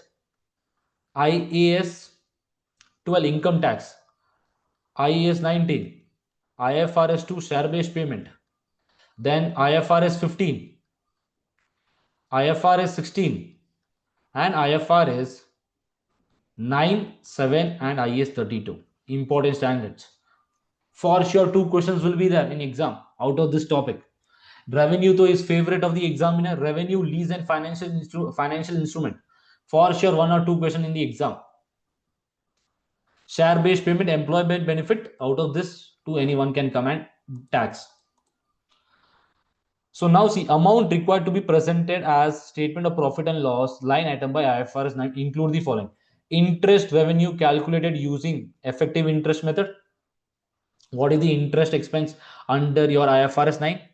Impairment loss, you have to record it separately for IFRS 9 also, because IFRS 9 it is a financial instrument. There also will be learning the concept of impairment loss. Then gain and loss from the derecognition of financial asset measured at amortized cost. Again, we'll be learning that in detail.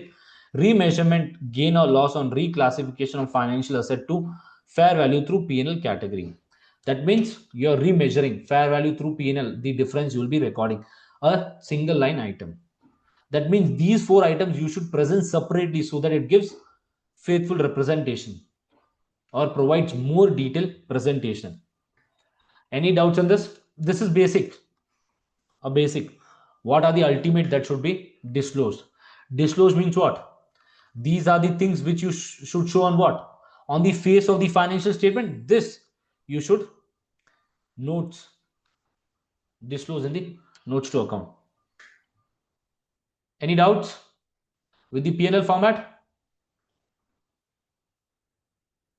This is the major change. This is the major change in your syllabus. I'll spend more than 1 hour 30 minutes in detail. We have done this. Is the P&L format clear? So what is the P&L format? Revenue minus cost of sale, gross profit, other operating income, then you have selling expenses, general administrative expenses, research and development, then you have what your what are the other part? Research, Other goodwill, impairment loss, other operating expenses. You have what? Operating profit. After operating profit, investing part, share of profit and loss from associate and joint venture, other operating income. Then you have profit and loss before financing and income tax. Then you'll write down income tax. Yes or no? After that, you'll have profit from continuing operation, then profit or loss from discontinued operation, profit for the year. After that, you have OCI. Under OCI, again, you have items that will not be classified, reclassified. Then other comprehensive income, you'll write down total of other comprehensive income. Is this clear, the format of P&L? Yes, sir. Okay, now coming to the format of statement of financial position. So in statement of financial position, what do we show? Can I say asset, liability, and equity? Under asset, you have what all? Current asset and non-current asset. Liability is also current asset and non-current liability. Under equity, you have what all? Share capital, share premium, retained earnings, other components of equity. Under other components of equity, you have revaluation surplus, a lot of things. Can anyone read the first part for me? Classification as current and non-current. Can I read? Yes, ma'am. Classification as current and non-current. Current and non-current assets and current and non-current liabilities should be presented as separate classifications in the statement of financial position, unless a presentation based on liquidity order provides more useful information, for example, for a financial institution. Whichever method is adopted, if a classification includes amounts which will be settled or recovered in less than 12 months and more than 12 months, the amount more than 12 months must be disclosed. Okay. So can I say current and non-current classification should be done for what? Why do we do this? Faithful representation. And more detailed information is provided. Now, how do you classify current and non-current? Can I say a period less than 12 months and more than 12 months? Excuse me, less than 12 months current, more than 12 months non-current, yes or no? And if it is more than 12 months, you have to disclose also in the notes to account what are the items. So now again I have given a brief here. These all the this one I've written here. This is for FR and FA. More detailed one I have included here. An asset or liability is classified as a current when it satisfies one of the following criteria. When will you say the following asset or liability will be classified as current? When the entity expect to realize, sell or consume it in the normal operating cycle of the entity. Normal operating cycle means what? 12 months. An operating cycle. Then entity hold it's primarily for the purpose of trading. This will be clear when we do fair value through P&L. If a company is planning that I've purchased something, an asset I'm planning for trading purpose, I will purchase and sell it, so it will be under current part. So trading means, can I say that is the reason inventory is recorded under current asset for trading purpose? Then the entity expect to realize it within 12 months of the reporting date. Within 12 months they are planning to sell it. The asset is cash or cash equivalent unless it cannot be exchanged or used to settle a liability for at least 12 months after the reporting period. So cash and cash equivalent will also come in current part only. Then coming to liability, the entity expect to settle it in the normal operating cycle. Here you are selling, here settlement is done in case of liability. Held for trading purpose, same way, settle within less than 12 months. Here can I say there will be a bank overdraft. If you have cash and cash equivalent in asset, in liability, what will you have? A bank overdraft. Clear with the classification of current and non-current? Other than these, everything will go to non-current item. So now coming to what are the line items that you should present in statement of financial position. These are the minimum you should present. As we have seen for P&L also, this is also minimum for balance sheet. PP, investment property, intangible asset, goodwill, financial assets, investment accounted under the equity method, that is your associate and joint venture, biological assets like your animals, etc., inventory, trade and other receivable, cash and cash equivalent. Then you have classified as a non-current asset. Non-current asset classified as current asset as per IFRS 5. We will be learning this also. Trade and other payable, provision, financial liability, then current tax liability, deferred tax liability, liability included in the disposal group classified as held for sale. This again IFRS 5 will be learning. Non-controlling interest and equity part. Under equity, we have discussed what all will be coming. So this is the minimum you should present in the balance sheet. See what they have written. Additional line item may be presented in the statement of financial position if doing so is necessary to provide a useful structured summary. If the company wants to include any further line item, they can present it if it is providing faithful representation. Clear with this? Yes, sir. Yes, sir. My pace is okay. You have this knowledge, so not going into so detail. Already you know this all. Yes, sir. How about you, Sayyid? Soham? Yes, sir. This is okay, no? Yes, sir. Yes, sir. Yes, okay, then no issues. Then coming to what is the format here now? What is the format of your financial position? Can I say first you will write down asset, under that you will write down non-current asset? Yes or no? Under non-current asset, can I say first one under non-current asset, what are the things you will be having here? Can I say PP, IES 16, intangible asset, IES 38, investment as per IFRS 9 or IES 28 and 27? Can I say we have to record investment property also?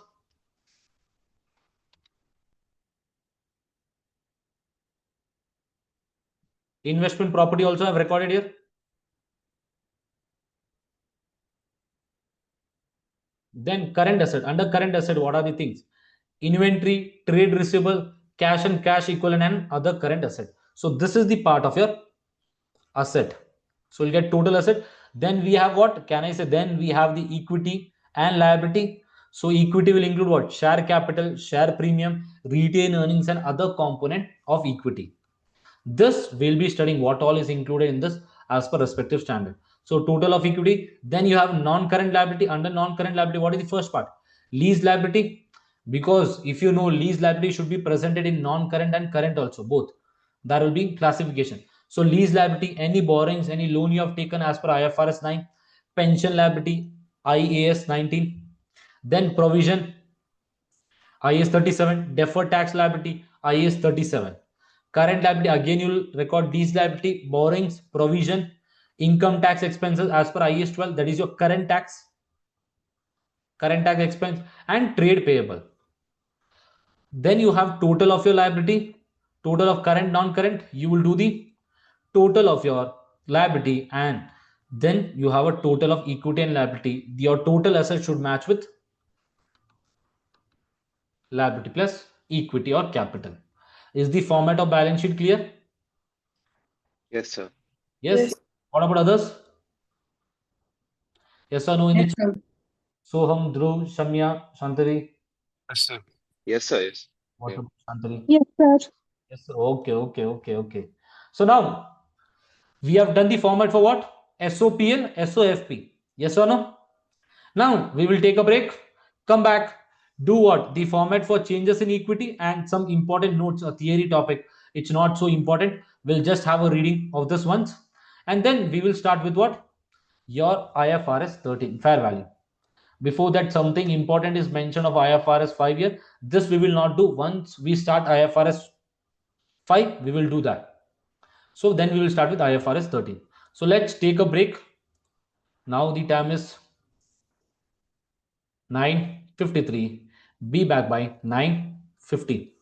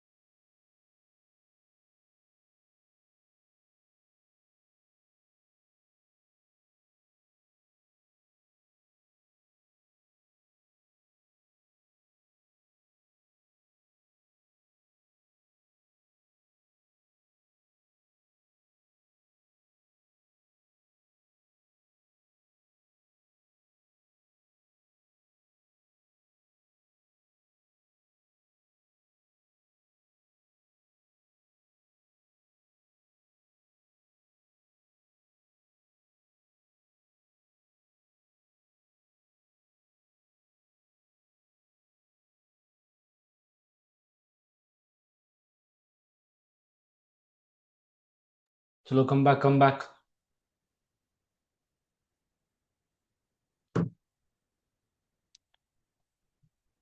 Come back. Yes, sir.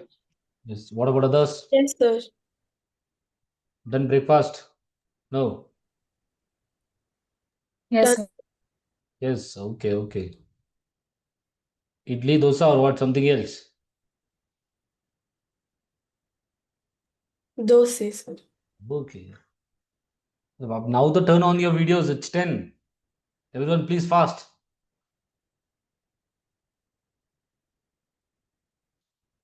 Chalo, chalo, chalo, chalo.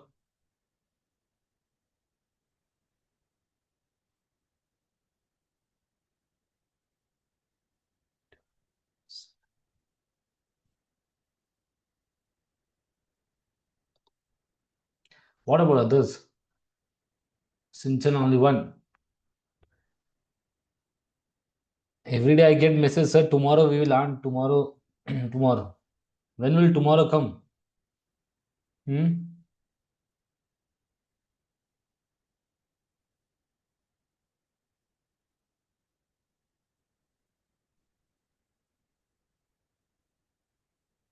Okay.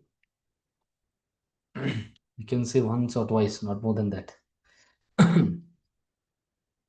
Any doubts in the P&L format and the SOFP, statement of financial position? No, sir. No. So we had discussed that investing, operating, and okay, okay. So we had discussed what investing, operating, and financing under under operating. We had discussed the further classification by nature and by expense. Yes or no? By nature and expense. Nature means what they are. Before that expense has been used by any other activity, before that only we can identify. But when coming to function, we will identify for what purpose it has been used, for what activity, and you aggregate it.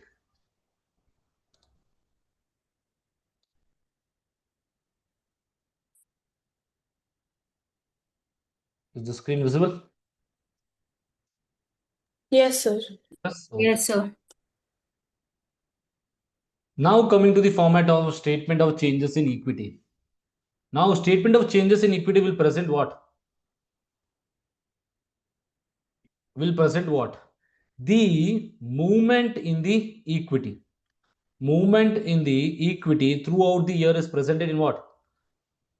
Throughout the year is presented in statement of changes in equity. So equity will include what all? Share capital, share premium, retained earnings, then other components of equity. Under these other components of equity, there are a lot of items like revaluation, surplus. Then you will be learning a lot of things here now, new in your SBR part. In FR only this was the revaluation surplus and your IFRS 9. Now, statement of changes in equity, information to be presented. The statement of changes in equity is a separate statement that includes what? Total comprehensive income for the reporting period with amounts attributable to owners and the NCA. Yes or no? Whatever is your profit figure, that is your retained earnings, is also taken to what? No, your profit figure is taken to retained earnings. So there is a change in the movement or change in the retained earnings when compared to the opening and closing balance. So that you will show in the changes in equity and how much belongs to parent and how much belongs to NCA. For each component of equity, the effort of retrospective application. Yes or no? Retrospective also will be treated here. If you remember, IAS 8 says that retrospective treatment should be adjusted in the retained earnings. And retained earnings, opening you take and adjust it. For each component of equity, a reconciliation between the carrying amount at the beginning and at the end of the period. So, reconciliation between the opening and the closing balance. In addition, an entity should either present in addition, an entity should either present in this statement or disclose in the notes to account. What they should disclose? Dividend recognized as distribution to the owners. You present here what is the amount of dividend paid. Again, you have to disclose in the notes to account. Any doubts in this? Now coming to the format. What is the format of changes in equity?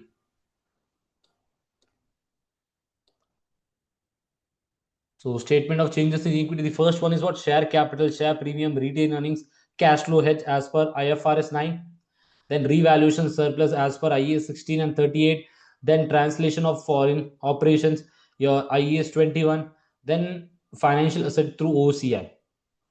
Further, one or two items will be there, like amount belonging to parent and non and the NCI. But this is the basic format. So first you will write down what the opening balance, what is the opening previous year closing will be this year opening. Any adjustment is that you will do. Adjustment will be for what? Changes in accounting policy. If there is a change in accounting policy, where will you adjust? In the retained earnings, like from FIFO to weighted average cost, the inventory is decreasing, so how it will impact your profit figure? It will be adjusted in retained earnings. Then you will have the restated balance. Then you will do what? Changes in equity. You will do the following change in the equity. So the first one is what, for what? The first one you will write down dividend. Dividend is paid from retained earnings, you will reduce it.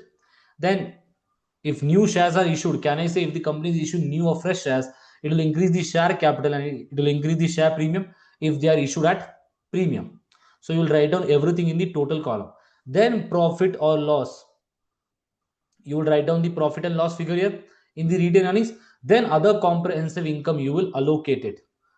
These all items will come under OCI only, no? So it will be recorded here. Then transfer to retained earnings. Now what does this means? If you remember in IAS 16, you have a transfer. If you sell the asset and any revaluation surplus is there, you can take it to retained earnings. This is an item that is not reclassified to P&L. It is taken directly to retained earnings. The revaluation surplus, whatever is remaining here.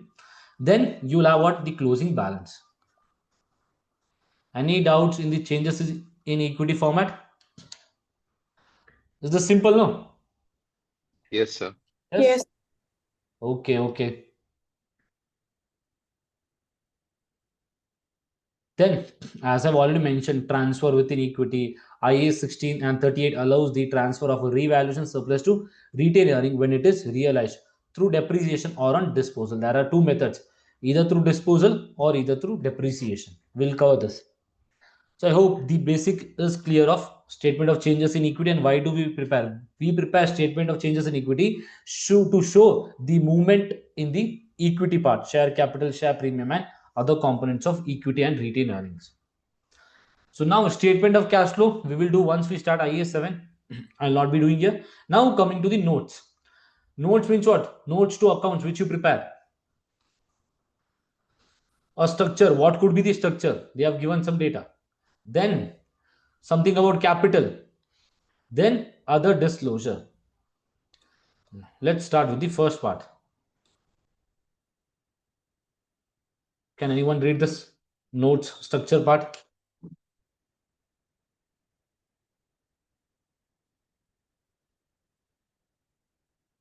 Dhruv, read the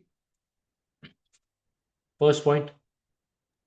Yes, sir. Information about the basis of preparation of financial statements and the specific accounting policies used. This may be presented in a separate section of financial statements. Yes or no? Can I say you in the notes to account you will write down what? What is the basis of the financial preparation of the financial statement? Like what is the accounting policy, which all standards you have used, etc. XYZ. This you have to present. Then next point, Dhruv. Information required by the IFRS accounting standards that is not presented in the primary financial statements. Yes or no? Have we covered this or not when we did the IFRS 18? I mentioned that if IS and IFRS are saying that you need not disclose, even if you disclose, it is providing useful or relevant information, disclose it. And most of the times, IS or IFRS will say what are the important disclosure that should be given. Important disclosure. So you have to disclose as per the respective standard. When coming to IAS 16, you will say what is the total number of assets you have, what is the useful life, what is the depreciation method the company is following, what is the type of class of assets, for which class of asset you're following revaluation, and for which class of asset you're following cost model. Everything should be disclosed. Then next point.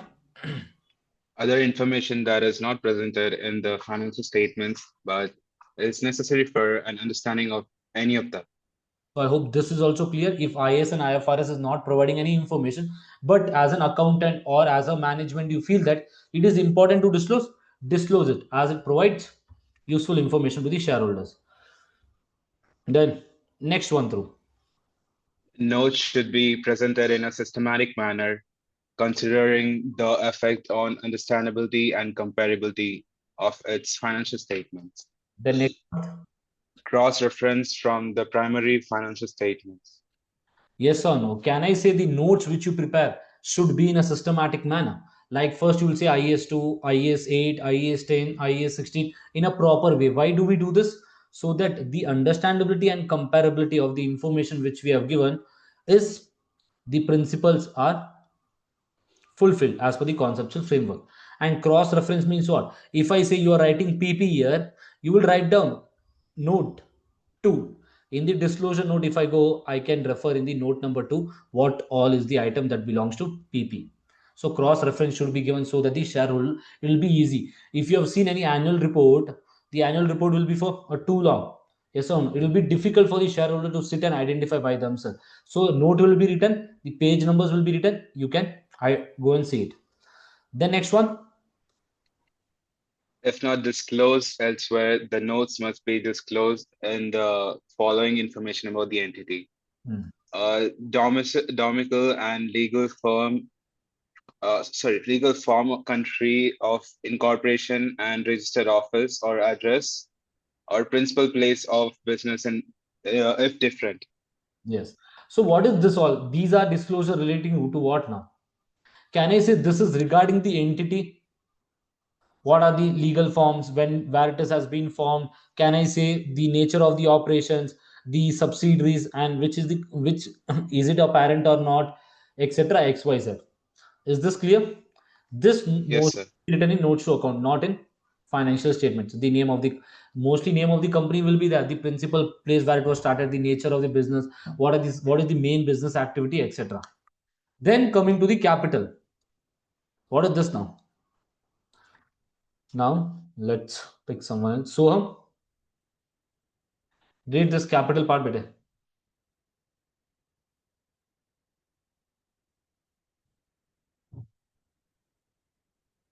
Is he there or not?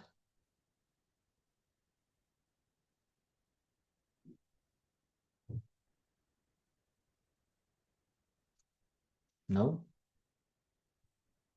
Soham. Okay.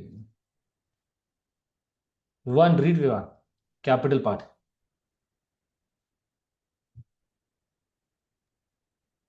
To enable users of financial statements to evaluate the entity's objectives, policies, and processes for managing capital, the notes must disclose qualitative information about objectives, policies, and processes, including a description of what is managed as capital, the nature of externally imposed capital requirements, if any, and how they are incorporated into managing capital, and how objectives for managing capital are being met.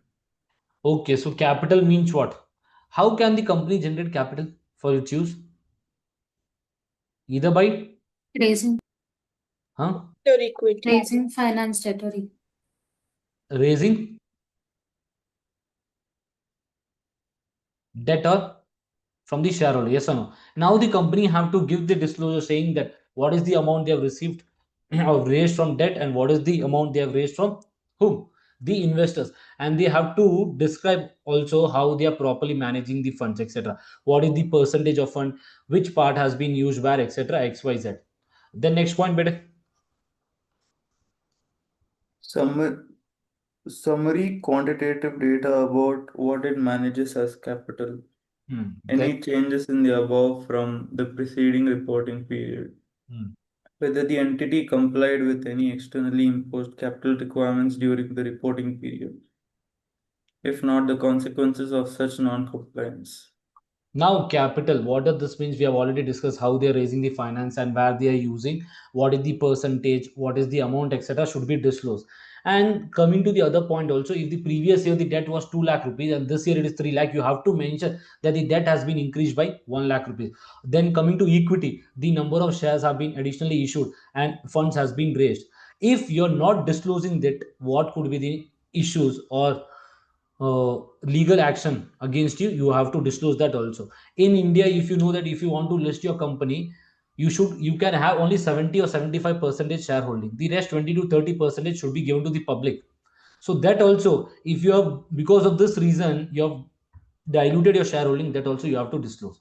These all things you have to mention. Any doubts in this capital part? No, sir. Understood, sir. Understood. Okay, other disclosures I have not yet added. Give me 1 minute.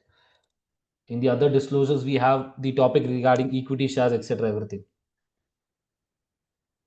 This is only for general. Yeah, that is the reason I've copy and pasted this from ACCA platform only. Study up, so that we do not waste time on this topic.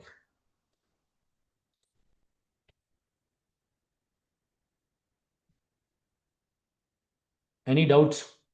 No doubts, no till now. So with this, I hope the format of P&L, balance sheet, changes in equity is clear, and how the notes should be presented. Now coming to what are the documents you should refer for your revision purpose or after every day. Now, as I complete standards, what should you do? You should revise the standards. On YouTube, you can go. Your IFRS box channel is there. You can watch. It's a summary of each IS and IFRS once you're done. And write up. Tom Clendon is the expert tutor for SBR. You have to refer his YouTube channel. He has podcast also on Spotify. You have to listen them. As you do IFRS 13, you should go 10 minutes or 8 minutes podcast is there. Not a podcast, let's say like a podcast only on Spotify. You have to listen it. He will be saying the key points that should be written, the way to attempt the question, etc. XYZ. Already we'll discuss in the class. Again, once again, you have to listen it. Tom Clendon.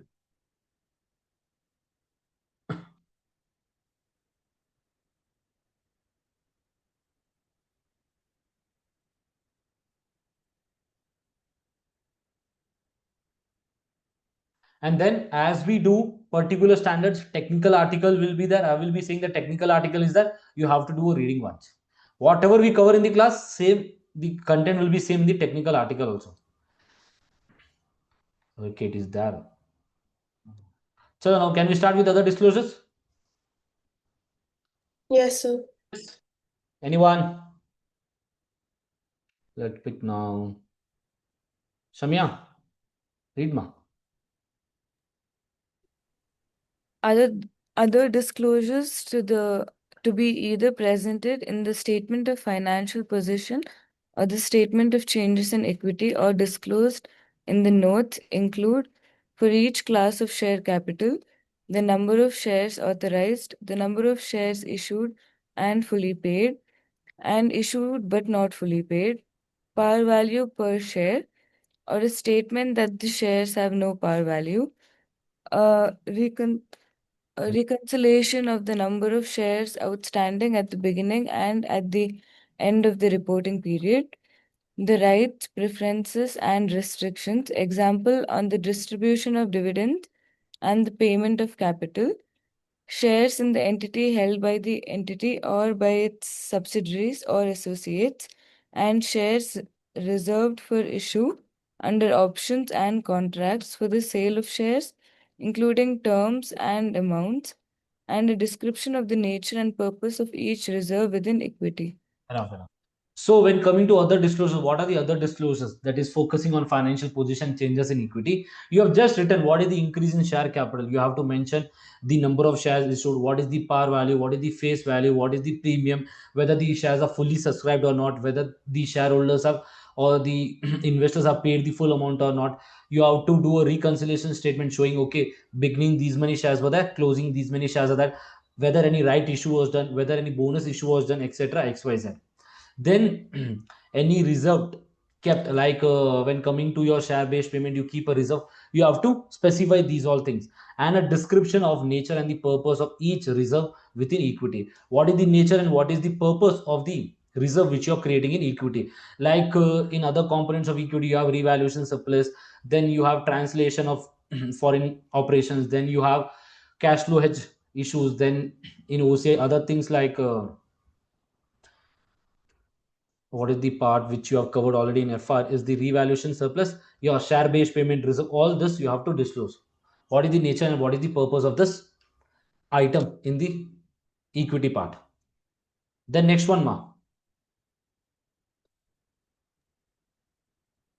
The note should also disclose the amount of dividends proposed or declared before the financial statements were authorized for issue, but not recognized as a distribution to owners during the reporting period, and the related amount per share, and the amount of any cumulative preference dividends not recognized. Is this clear?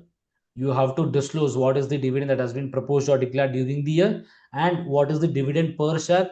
If there is any preference shares, whether it is cumulative or non-cumulative, you have to mention it. Clear? No need to just have a basic idea of these all. This now coming to the next topic, the basic of IFRS 5 covered in IFRS 18. We will be doing this later once we start IFRS 5. Now I will not start this. Now, I hope the understanding of IFRS 18 is clear when compared to IAS 8. Yes or no? Your IFRS 18 and the difference between IAS 1. So can I say IFRS 18 gives more fair presentation and a more detailed knowledge to the shareholders. So I hope IFRS 18 and your conceptual framework is done. Now we will be starting with the topic known as IFRS 13. What is IFRS 13? Fair value measurement. Now, why fair value measurement? Why the standard is important? As if you have covered your basics of FR, you know that the term fair value is used in each and every standard. IAS 16, IAS 40, IAS 38, IFRS 9, a lot. Then coming to your IAS 36 also, and IFRS 5 also, a lot time. So instead of giving the meaning or definition of fair value in each standard, the board has done what? The ISB has introduced a new standard known as IFRS 13. Now, this IFRS 13 will only teach you how should you calculate the fair value. It will not teach you when should you apply the fair value concept. The fair value concept, like whether the building should be at cost or revaluation, will be given by the respective standard.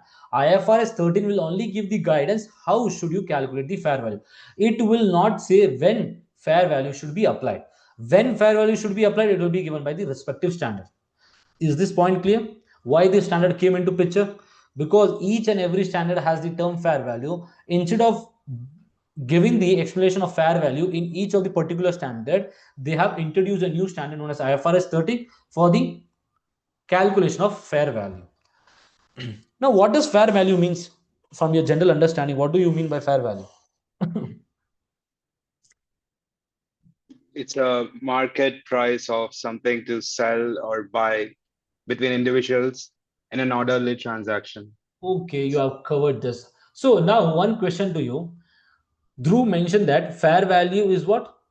The amount you will receive to sell a asset or you pay to transfer a liability in an orderly transaction between market participants. This is the basic definition you know. Now, is fair value aligned with the market or it is aligned with the entity's conditions? Is it aligned with the market condition or is it aligned with the entity's condition? It's Fair value aligned with the is market. Market conditions. Why market condition? What is the basic logic behind market condition, not entity condition? because the fair value is market specific, not entity specific. That to everyone know. Because that's market value is a fair amount, whereas entity can be biased. Yes, this is the main reason that the fair values based on market condition, not entity condition. If it's based on entity's condition, there could be manipulation. But when coming to market, will there be any manipulation? No. So that fair value means what? The real price. Yes or no? If you go to care market to purchase any fruits, yes or no? You will purchase the fruits or flowers at a rate, yes or no? Now, if I say you go to the care market or any other market to purchase fruits or flowers, you will pay some amount and get the item. Now, how will you know whether you have paid the correct amount or the exact amount for the worth of item which you have received? How will you get to know that? By comparing the same product or similar products to the other vendors. Okay, then basic. What is the other thing? What could be the other thing? By comparing the two markets That everyone knows.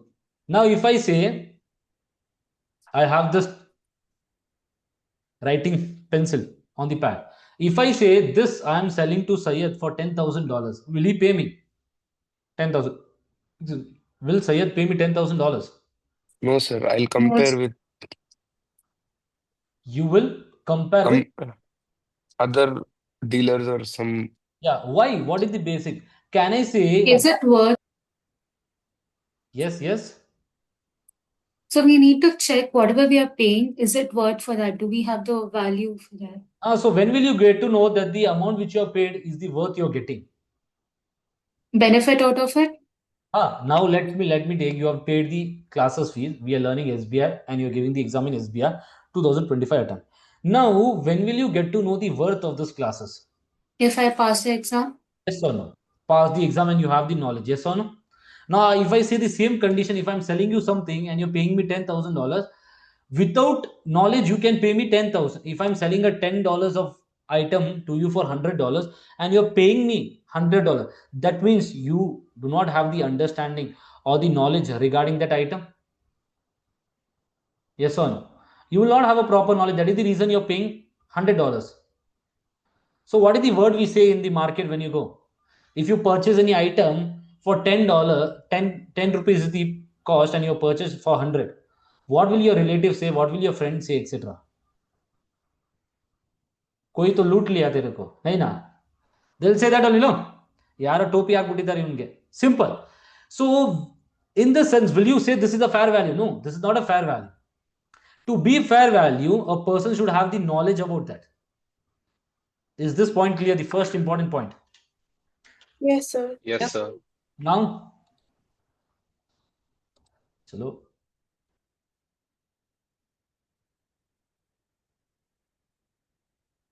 IFRS 13. Is this Excel screen visible now? Yes, sir. Okay. Yes, sir. Okay, chalo then. Now coming to fair value measurement. What was the objective here? The objective of IFRS 13 is to provide a single source of guidance for fair value measurement where it is required by reporting standard. There are a lot of standards where fair value is used. So this standard will give a guidance over the calculation rather than guidance being spread throughout several reporting standards. We have discussed this. Then many accounting standards require or allow items to be measured at fair value. Some examples are what? IAS 1640, 38, IFRS 3, IFRS 9, etc. XYZ. A lot. Now, IFRS 13 will not apply to what all? IFRS 13 will not apply to share-based payment. It will not apply to share-based payment. In share-based payment, where we have this word known as fair value, can I say we have the fair value known as what? Fair value of the option at the grant date, etc. That fair value will not be given. The treatment will not, the guidance will not be given by IFRS 13. It's totally a different topic. There you have the linkage of AFM, the models which you'll be using for the calculation of that. So IFRS 13 will not apply to share-based payment. IFRS 13 will not apply to leases and inventory. In inventory, you have NRV. NRV is what? Entity specific. Do understand that. When coming to fair values, market specific. As I already mentioned when we started the discussion, that it is based on market condition, it gives a fair presentation when coming to the entity. So I hope the objective is clear. The objective is that providing guidance rather than providing the guidance for each and every standard. Now coming to the definition, the one which is in blue, you have to remember, you have to write down as you when you have a question regarding IFRS 13 fair value. So now coming to the definition. As I mentioned, whenever we start any standards, we'll be learning 6 important things: definition, recognition, measurement, presentation, derecognition, disclosure. But as I mentioned, this standard only will give you a guidance. It's not regarding recognition, measurement, etc. XYZ. So now coming to the term of the meaning of definition of fair value. What is fair value? Fair value is defined as the price that would be received to sell an asset or paid to transfer a liability in an orderly transaction between market participant at measurement date. It means what? If you want to calculate the fair value of an asset or liability, in case of asset, will you sell or will you receive it? If you want to calculate the fair value of the asset, can I say you will receive the cash? If you sell, you will receive the cash. In case of liability, if you want to reduce your liability, can I say you have to pay someone? So fair value is the price that is paid to sell an asset or paid to transfer a liability. It's not mentioned to settle the liability. Do understand the difference. The difference between settlement and transfer is totally different. Can anyone say me what is the difference between settlement and transfer? IFRS 13 talks about transfer, not settlement. What is the difference? What is the difference between transfer and settlement?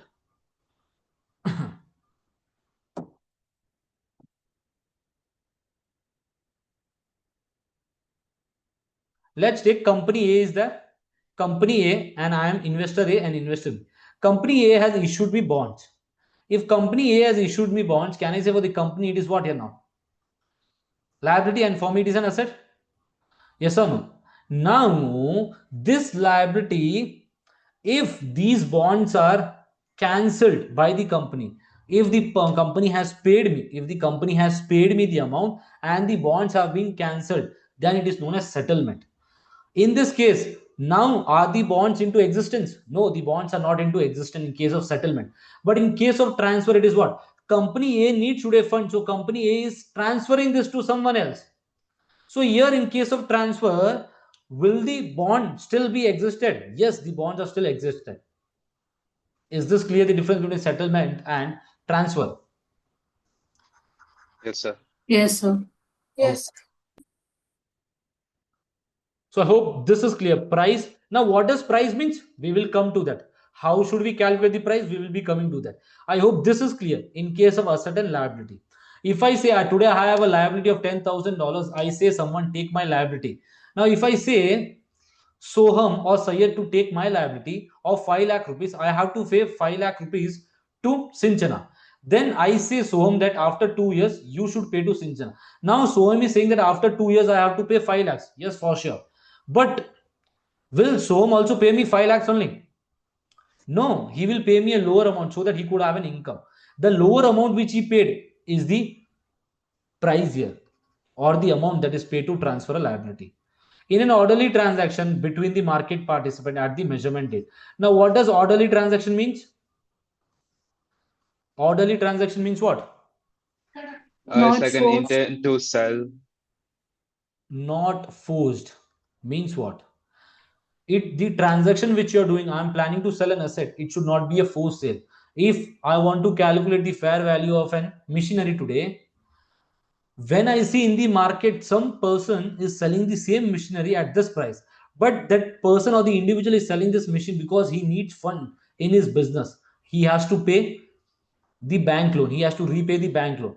That means, can I say, if the market value is 10,000, if someone is paying him $9,000, he will sell it, he will sell that machine. Will this 9,000 be fair value? No. The person who has sold this machinery was at force, he had to sell it because he needed fund to repay the loan. It was not a fair transaction in the market. So orderly transaction means not not forced. Between market participants, participants means what? Buyer and sellers. Buyers and sellers. The buyer and seller should be what? Independent. The buyers and sellers should have the knowledge, they should be they should have they are willing to enter into the contract or willing to sell. And what could be the other thing? The buyer and seller should be independent, they should have knowledge, willing to sell, and able to enter into the transaction at the measurement date. Measurement date means what? As per the respective standard when you want to measure it. In case of IFRS 16, IA 16, you measure at the reporting date. So that reporting date will become the measurement date, the date when you want to measure it. Is the definition clear? Of fair? Yes. Yes. Yes, sir. Okay, this is the important point you have to remember. Price that will be received to sell an asset or paid to transfer a liability in a orderly transaction between market participant. Even though you write till here market participants, you will get the marks. No issues. Now coming to notes. IFRS 13 does not prescribe when an entity should use fair value, but how fair value should be used. For example, IAS 40 investment property allows fair value measurement of investment property, but IFRS 13 specifies how it is measured. Only the guidance or the calculation is given. It's not when it should be used. Then the definition of fair value is based on exit price, taking the asset and liability out of the entity rather than the entry price, bringing the asset and liability into the entity. Now, as I mentioned, price, which price? There are two types of price. When you purchase an asset, when you sell an asset. Can I say if I purchase an asset, it is what here? Entry price. When you sell an asset, it is an exit price. This, in case of IFRS 13, which price is this? This is the exit price. It's not the entry price. Do understand that. Some questions will mention that if you want to purchase the asset in the market, it will cost you this much, and if you sell the asset, this is the value. In that case, exit price should be used for the fair value calculation, not the entry price. Then market participants are knowledgeable third parties. When pricing an asset or liability, market participants would take into account condition, location, and restriction on use. Yes or no? If you want to purchase anything, the market participant will look to what? They should have proper knowledge. Then can I say they will look to the condition of the asset, they will look to the location, where is the asset based on, they will see what are the restrictions. And these restrictions should be what here? These restrictions are market restrictions or restriction on the asset. It's the restriction on the asset, it is not entity based restriction. Do understand that. Now let me give an example for this. Now if I say a company has a car, that car cannot be used for commercial purpose. Commercial purpose. The second one, company can only use the car for transportation of employees. This is, now say me which one is entity specific restriction and which one is market specific restriction. A company has a car and it has it is already mentioned in the market that the car cannot be used for commercial purpose, and the car which is used, the company is only using for transportation of the employees. Second one is entity specific and first one is market specific.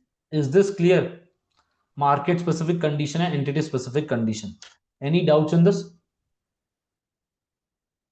No, sir. No? Is this clear? Yes, sir. Yes. Let's take another example. Let's take shares are there. A company has shares.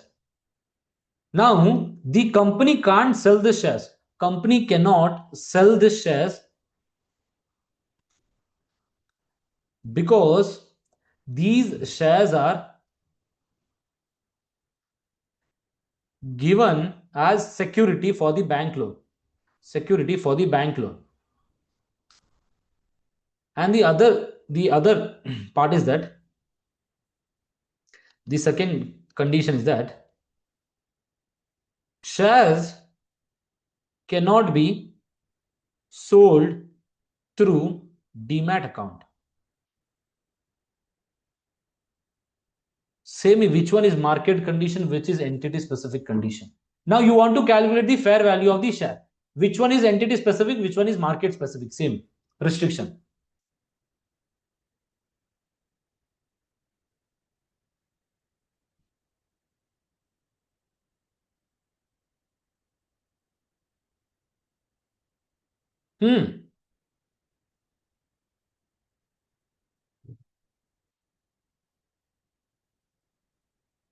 Which one is entity specific, which one is market specific? Let's take there are 10 investors. 10 investors had 10 shares. They want to calculate the value of the shares. Now this investor A has these shares, but he can't sell the shares because of the restriction that these shares are being given for the security purpose. Now say me this condition is specific to this entity or the whole market, or this applies to the all 10 investors? Specific to entity. Specific to this entity, no. So can I say this is entity specific restriction? This should be ignored when you calculate the fair value. Yes or no? It's not that everyone will keep their security shares for security purpose to get a bank loan. But when I say that shares cannot be sold through demat account, that means all these investors will not be able to sell this. So can I say this is what market restriction? When you calculate the fair value, you have to take this into consideration. So I hope it's clear what is the difference between entity restriction and market restriction. Market conditions and entity condition. When you calculate the fair value, you should only consider the market conditions, not the entity conditions or restrictions. Any doubts on this? No, sir. When determining fair value, it should be assumed that market participants are not forced into transaction. That is, they are not suffering from cash flow shortage. I have taken the example. Orderly transaction means it should not be a forced sale. It should not be a sale under stress, etc. XYZ. And the participants should have what? Knowledge, willing to enter, and they should be independent. That means they should not be related to each other. If they are related to each other, will there be the transaction will be at arm's length transaction? No. No, sir. That is the reason. Now, IFRS 13 notes that there are three various approaches to determine fair value. So there are three approaches. The first one is what? Market approach, based on the sale price, recent sale price. Cost approach means what? Replacement cost. And income approach. The three approaches are what? Market, cost, and income approach. Market approach means what is the selling price in the market. Cost approach means replacement cost. Replacement cost we have already discussed. If you want to replace this asset in the same condition, what is the value in the market today? And income approach, like your value in use, present value, discounting. So present value and option pricing model. This is not tested for you. Present value is tested in SBR. What are the three various approaches for calculating the fair value? Is this clear? Market approach, cost approach, and income approach.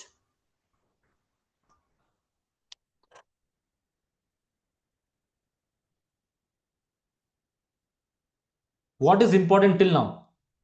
The definition of fair value. Price paid to sell an price received to sell an asset or paid to transfer a liability in an orderly transaction between market participants. Excuse me. Now let's take a basic example. Let's take Reliance is there. Reliance has shares of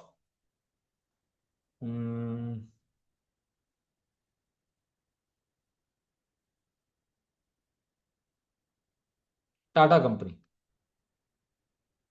So now Reliance has shares of Tata company. Now can I say in Reliance book, Reliance will record this as an investment in Tata? Yes or no? Investment in Tata company. Now here I say that the shareholding is less than 10%. Less than 10. So can I say this will be what? Asset for Reliance and a type of a liability for whom? Tata company. Now Reliance has 10,000 shares of Tata company. Now Reliance is using the fair value through P&L model to record the shares in the shares of Tata company. Now how will you calculate the value of these shares? Reliance is using fair value through P&L. So at the reporting date, you need what is the fair value of the share. How will you calculate now? How will you get to know what is the fair value? If you sell this asset, what does fair value means? Price that you receive to sell an asset or pay to transfer a liability in an orderly transaction between market participants. Now, how will you calculate the fair value of this one? How will you get to know what is the fair value of the Tata company? We check if price is available for it. Where? Where will you check? Market. Which market? Principal market. Basic. Active market. Basic. Active market. Active market. Basic. Stock market. Stock exchange. Stock exchange. Yes or no? You will go to the stock market. You will open the NSE, BSE. You will see the rate. Yes or no? The price. Now, when you come to NSE, BSE, can I say the price will be different or not? Some fluctuation will be there in the price. It's for sure every time. NSE will have some different price and BSE will have some different price. Now, how will you decide what is the actual price? You say me. If I say NSE, the price is $9 and on BSE it is $9.10. Now, which one will you select? Which one will you select?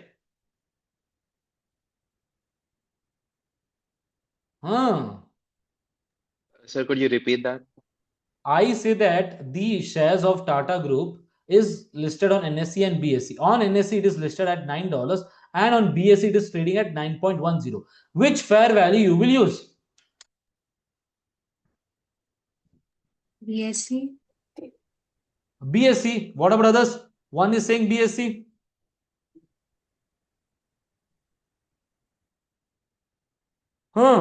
So the lowest? The lowest. Some is saying lowest. Okay, then what about others? Someone thinking about average? Anyone here? Out of the box? You're thinking out of the box? It's okay. What will be your normal assumption? What will be your normal assumption? That, sir, we will take 9.10 only, sir. We are getting 10 paisa extra here. Or No, 10 sir, NSE. NSE. Are you, if I am preparing the balance sheet of PNL, why will I not record 9.10? I will record it, no? The asset value will be high. The company's position will be high. This is wrong. When calculating the fair value, you will not see the price. You will see the volume of transaction, Volume. Yeah. frequency of the transaction. If I say in NSE 10 lakh shares are sold or traded during the year, and in BSE only 8 lakh shares are sold, then what will you do better? Which one will you use as the fair? NSE. 10 lakh. NSE. Is this clear? The basic mistake that students do. You should not see the selling price or the price. You should see the volume or the transaction or the frequency of the transaction done. But if I say now here, instead of 8, it is 8 year and it is 10 year, then BSE. Then BSE, even though the price is high. Is this clear? The basic part of fair value. You will not see the price. You will not see where you're getting more benefit. You will see where the buyers and sellers are more. So could you repeat? See, now you have Reliance has 10,000 shares. Now in NSE, the share price is $9 and BSE it is 9.1. You will say, sir, that the fair value of the share is 9.10. Yes or no? You are getting more benefit. You will sell there on a basic idea. But when coming to the fair value concept, you will never see where you are getting more benefit. You will see what? You will see where the number of buyers and sellers are more. In the case, can I say in NSE and BSE, the number of buyers are more in BSE? So that is the reason the fair value will be what here now? 9.10. If I say the other way, if I say the number of transaction in NSE is now 10 lakhs, whereas in BSE it is 8 lakh, then what will be your fair value? Will you still stick on to more benefit, or will you stick on to the frequency or the number of buyers and sellers? You will always stick on to the number of buyers and sellers. That is, here you will consider NSE price as the fair value. Even though here you're getting 10 cent or 10 paisa extra, you will avoid that. You will see the number of buyers and sellers more.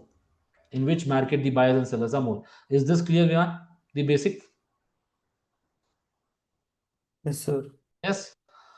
So now, Sir, in this case, if there was no principal market and we have to go for most advantageous market, then we would choose 9.10. anything about most advantageous principal market? Nothing. I'm not yet come to that only bit. Okay, sir. I will come to that. Aram se. We will do slowly, no? Why Yeah. to?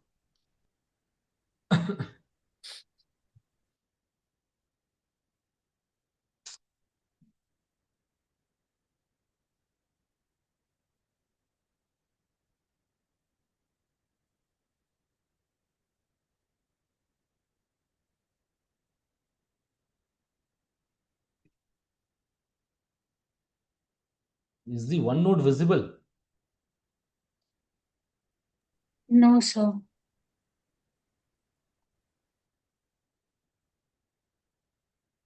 Yes, sir. Okay. A lot of scribbling will do here only rather than on that. Now see here. I hope the concept of fair value, the meaning, etc. is clear. The definition, etc. XYZ is clear. Now coming to this. Now see. Fair value is the price that would be received to sell an exit. It is an exit price. Orderly transaction means transaction is not forced. And market participant means independent buyers and sellers. They should have knowledge, willing to sell, able to transact, and independent. Not related, complete knowledge, not be under any stress or force at the measurement date. Orderly transaction also means what? Arm's length transaction. That means the fair value, not fair value. Arm's length transaction means that no biasness is there, or it is based on the market condition, not on entity's condition, etc. XYZ. Now, determining fair value, entity specific restrictions should not be considered, but asset specific restrictions should be considered. Yes or no? The two examples I had taken, car and the shares. In case of car, the restriction was what? Asset specific restriction was what? We can't use this for commercial purpose because it belongs to the company. They can't use for commercial purpose, mostly to the uh, purpose for the company only. Commercial purpose means giving on rent to someone, etc. XY. That is not allowed. That is a asset based restriction. But when coming to entity specific restriction, they're only using for the employee. So when you're using calculated fair value, entity specific ignore, asset specific consider it. Now coming to the example which we have already taken, I mentioned price. Yes or no? Price means what? Which price? Exit price. And to calculate fair value, what did I mention? Every time you look to the volume or the number of buyers and sellers. Yes or no? Buyers and sellers. Now you only say there could be 2 or 3 markets. Now coming, what is active market? Can I say active market means what? Active market means what? Where the buyers and sellers are more, or the frequency is more. That also means what? There are two types of market now, as you already know: principal market and most advantageous market. Fair value measurement assume that the transaction to sell the assets or liabilities will either take place at what? Either principal market or either most advantageous market. The basic sense is that principal market means what? Market where assets and liabilities is transacted with high volume, where the transaction is in huge volume. But when coming to most advantageous market, we don't know what is most advantageous market. Let's first discuss principal market. Principal market means what, beta? Where transactions are very high. The example which we had already taken of Reliance NSE, what was the price? 9. BSE, the price was 9.10. So here 10,000 shares, here 12,000 shares. So can I say here the number of buyers and sellers are more, so you will consider this as your principal market? Yes or no? Yes, sir. So then once you have identified the principal market, how do you calculate the fair value? Can I say you calculate the fair value as what? Price of the asset or liability less transportation cost. Yes or no? Transportation cost means what? Transportation cost means what?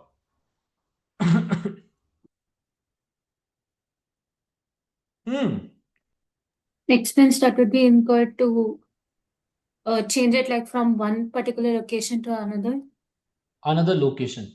Can I say this will be market specific? This will not be entity specific. That is the reason we are taking into consideration.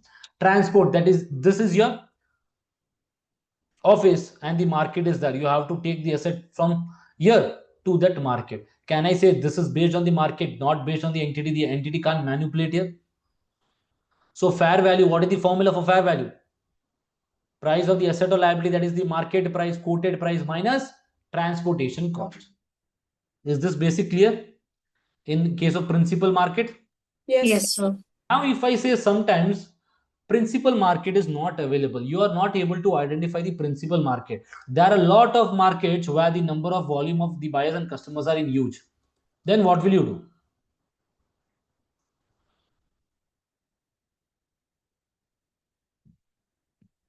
Sir, we look for most advantageous market. Okay, no principal market. If no principal market, then what will you do with it? You mentioned that, sir, we will use most advantageous market. Now what does most advantageous market means?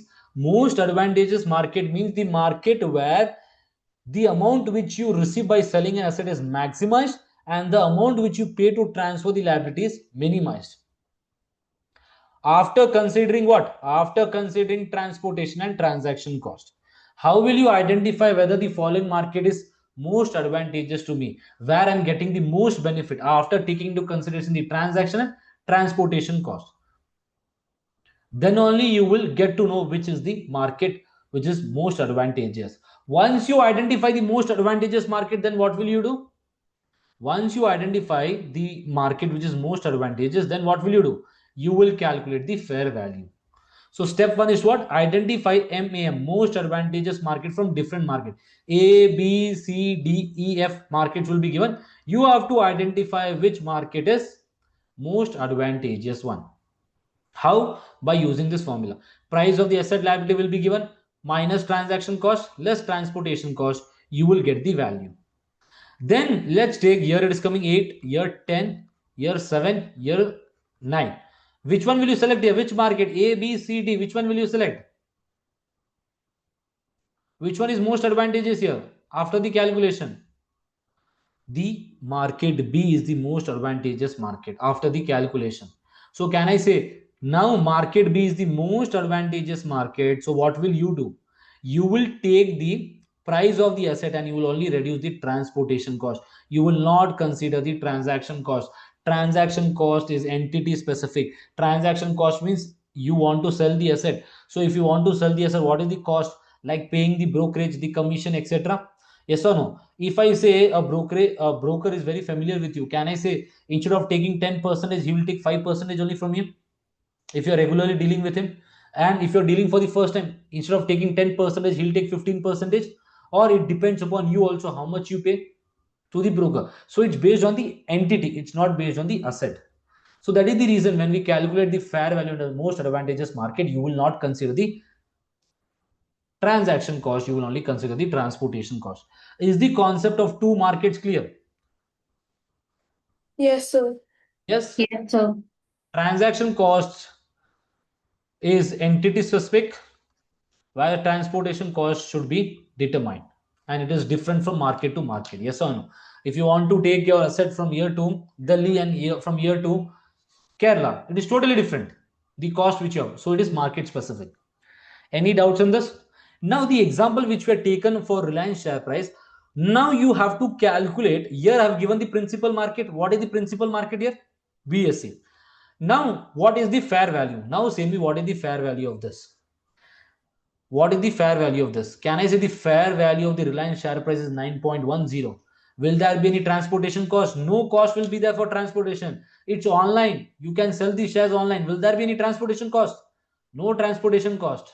Only transaction cost will be there when you are selling in shares. So that is the reason here there is no transportation cost. You will ignore it. Any doubts on this? No, sir. No. What about others? No, sir. No. Okay. Okay then. Okay. Sir, we know, sir, this all. Yes, sir. Yes, bete. You have raised your hand. Any doubts?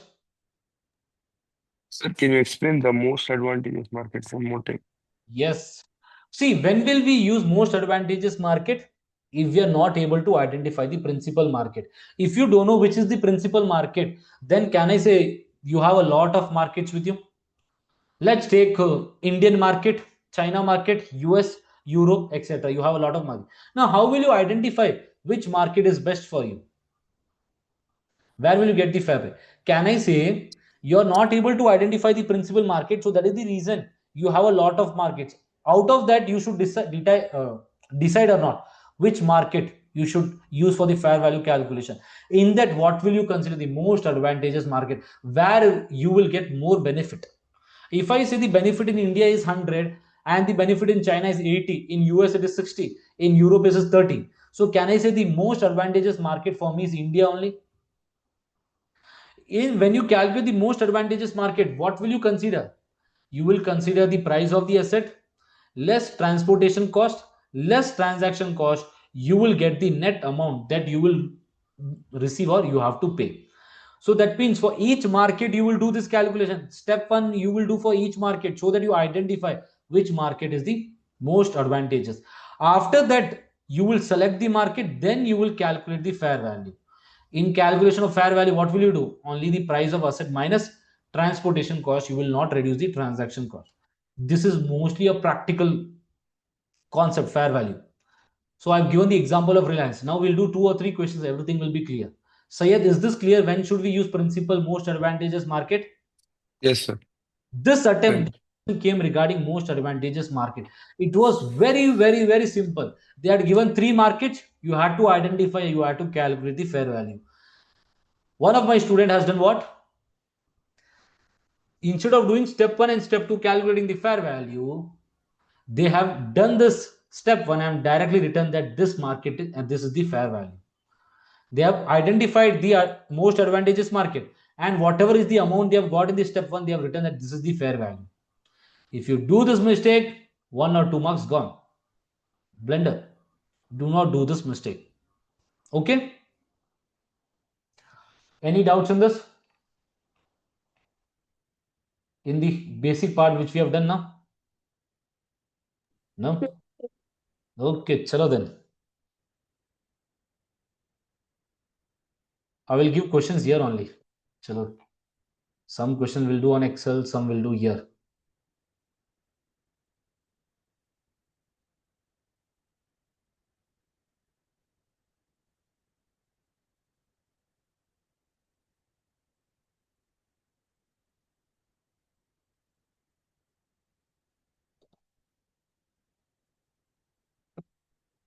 Let's do on Excel only better.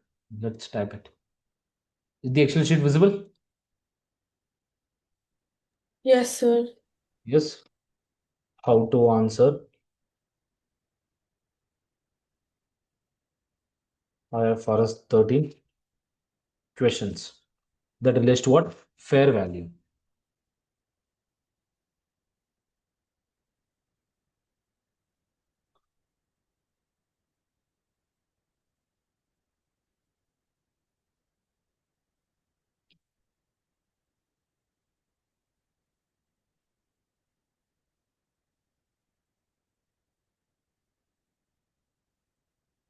So whenever you get any question regarding IFRS 13, what should you write better? What should you write? Definition. Definition. So what is the definition you'll be writing here now? The price that would be received. IFRS 13. You'll write down the definition.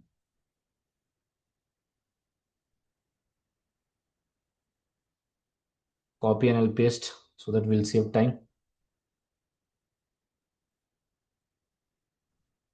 Yes or no? Then what is the second one? You will write down fair value is Market specific. market specific, not entity specific. Write down. Write down. We'll get the question. Write down this.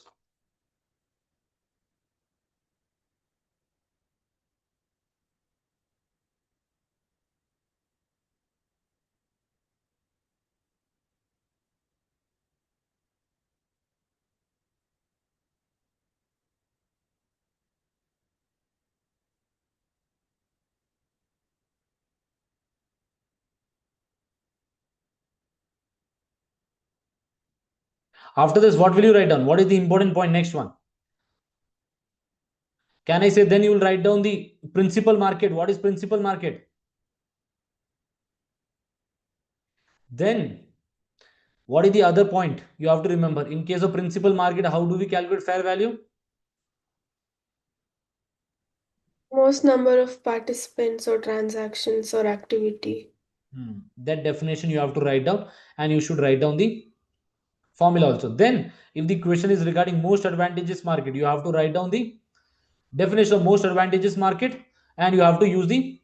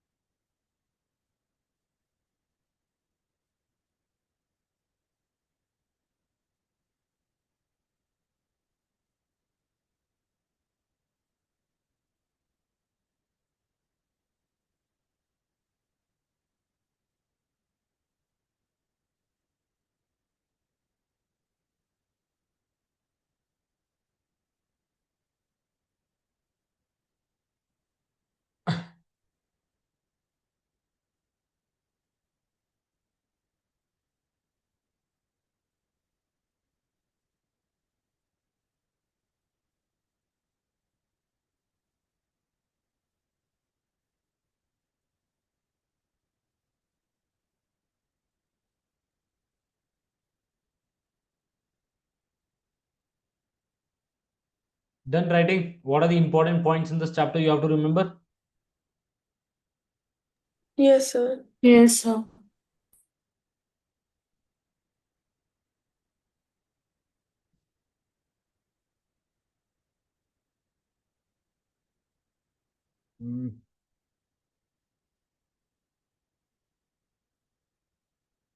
See here now. They also have given what is principal market.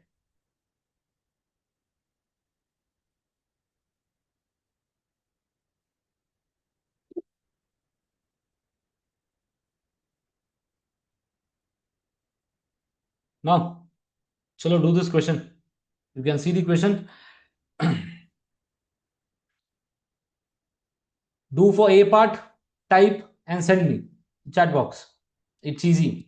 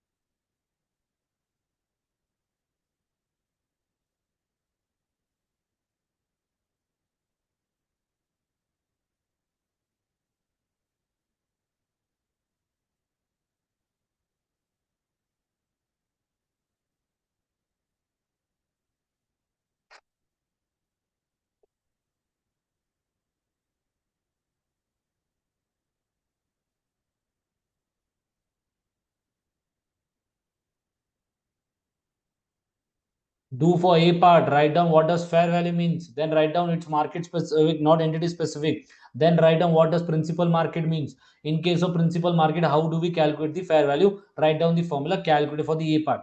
Then for the B part, write down fair value and the market specific, not entity specific. Then you should write down what?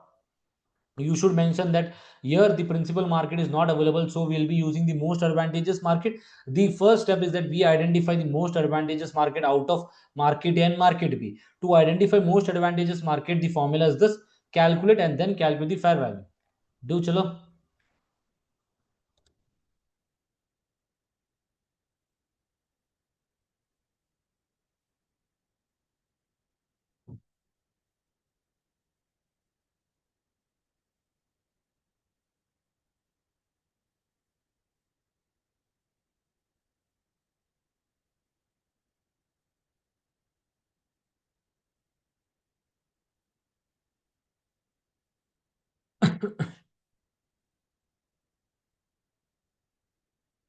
No need to write down the exact definition which is given. Principal market means a market where the frequency of the transaction for the asset and liability is more. You can write down your own words also.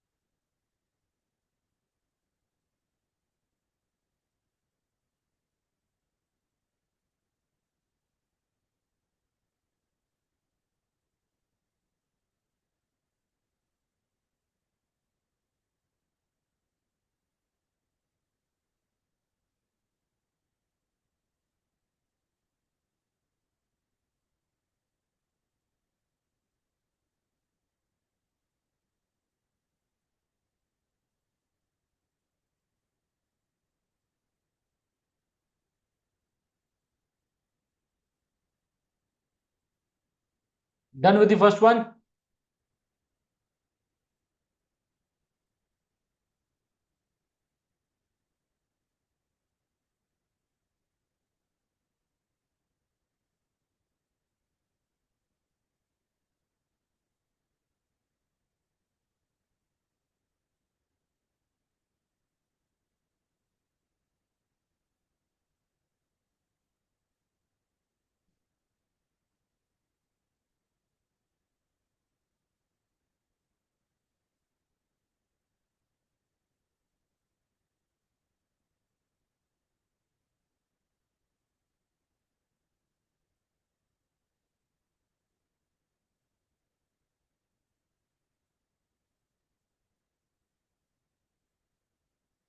Done or not?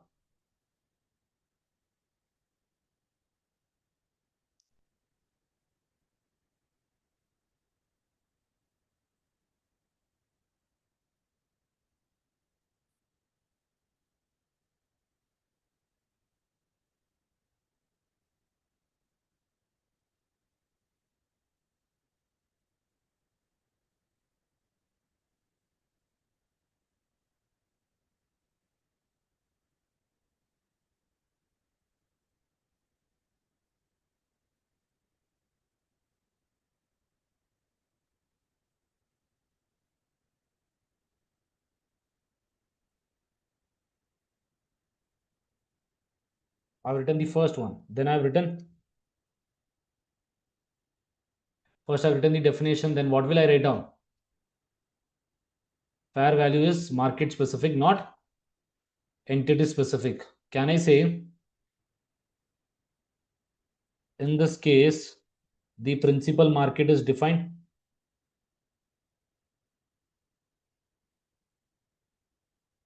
Defined, that is market 1. Yes or no?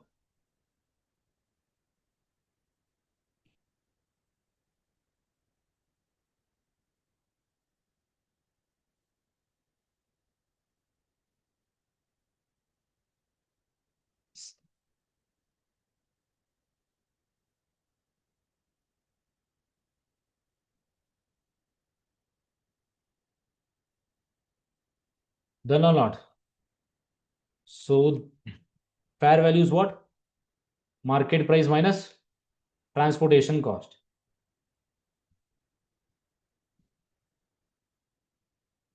So then what will be the fair value here now? Can you calculate? Anyone done with the calculation? 24, sir. What about others?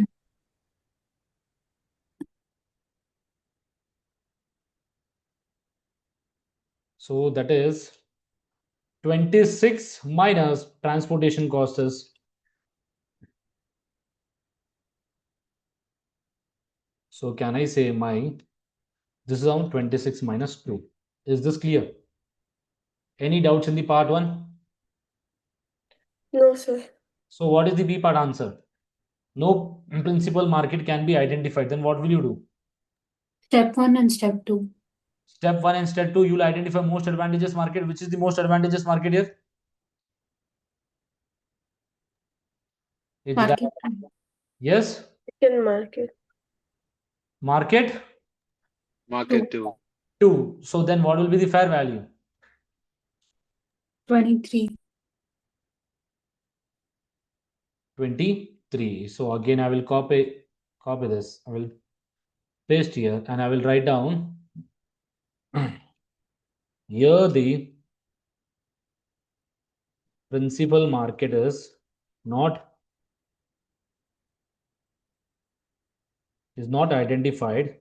So we have to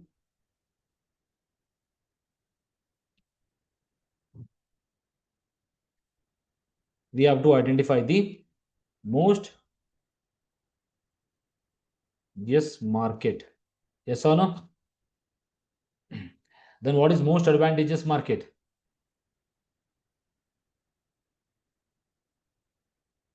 Where the money received is maximized.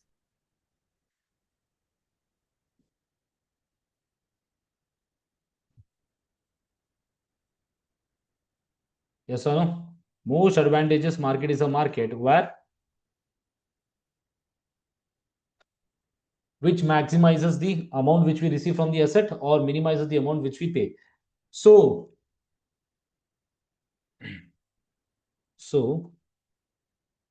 which one year? So let me know. Market 2 is the most advantageous market as it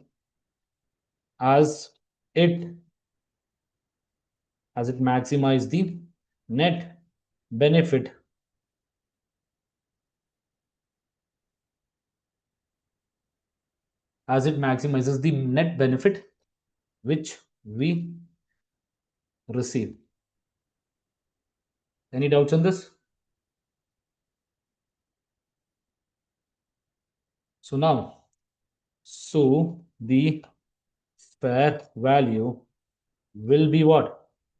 Can I say the fair value will be 25 minus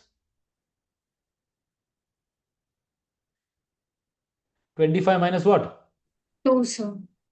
25 minus 2, how much is that? 23. 23. Is this clear? If needed, you can write down what is the formula for most advantageous market, etc. But here directly in the question it was given, so no need to again write it. Any doubts on this? But let's write down what is the formula. What is fair value? Any doubts on this? Easy. Can I give another question? Same regarding this topic only. Yes, sir.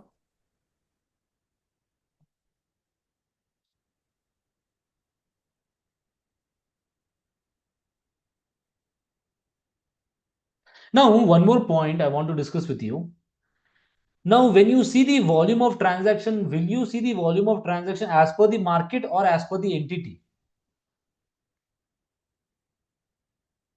Will you see the volume of transaction based on the entity or based on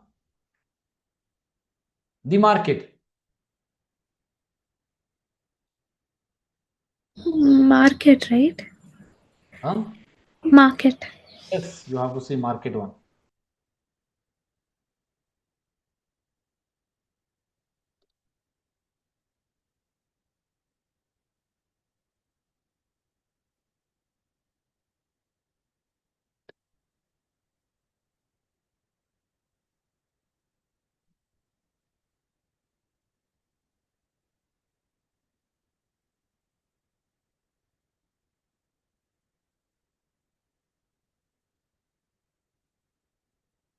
Shall I do this question?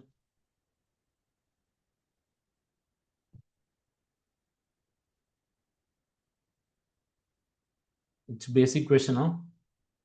Do the question. Both principal market and most advantageous market.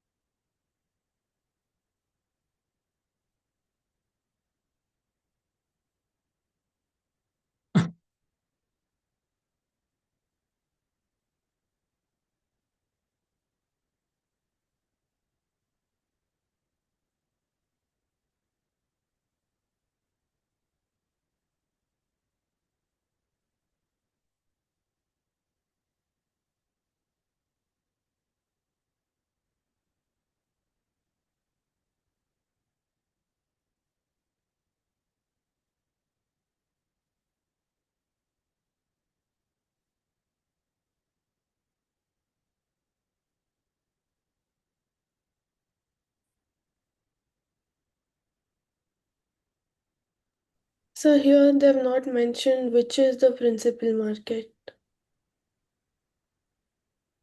They have not mentioned the principal market. No, sir. If they have not mentioned, then what will you do, bete?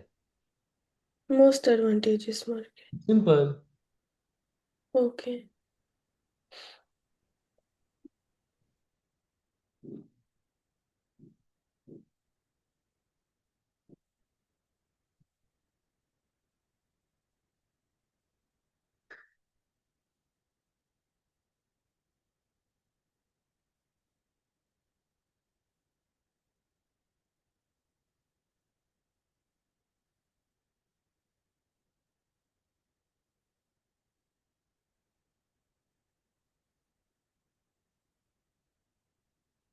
Whenever you get this type of questions, know how you can answer. If nothing is determined, you can write your assumption saying that if Europe was the principal market, then the fair value would be this one.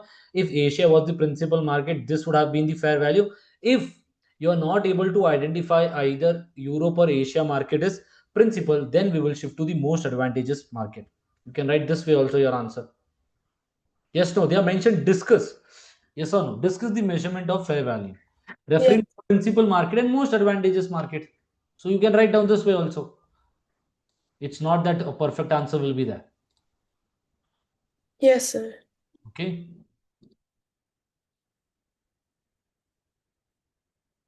What about this? So if Europe is the principal market, what will be the fair value, beta? If Europe will be the principal market, what will be the fair value?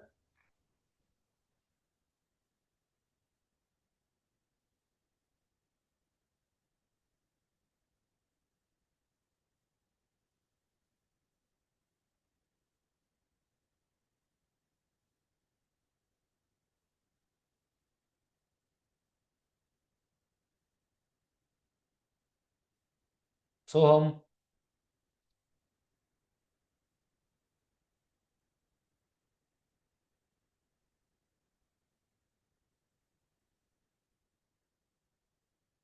is he there? No, he's not there. Dhruv, what about you?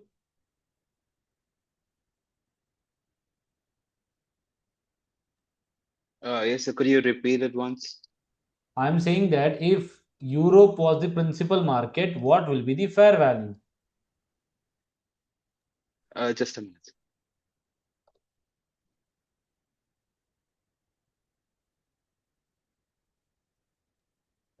Yeah, if it was Europe, then it'd be market price. The fair value should be 120. 120. 120. What is the market price, bete? Sir, 120. 120. I am asking what is the fair value? What will be the fair value if Europe is the principal market? So less of transportation costs, which would be 115. 115. If I say Asia is the principal market, then what will be the answer, fair value? 125 minus what? 123. It'd be -2. Yeah. If neither A or E are principal market, then what will you do? We should identify most advantageous market, MAM. So now most advantageous market, how will you identify? 120 minus 5 minus 5. How much is this? 1110. Directly they have given. 112. Which is the most advantageous market here now? It'd be 112. 112. Asia market is the most advantageous market. So then the fair value will be what? Then the fair value will be what, bete? Will the fair value be 112 or 123? 123. It'd be 123. 123. Any doubts on this question, anyone?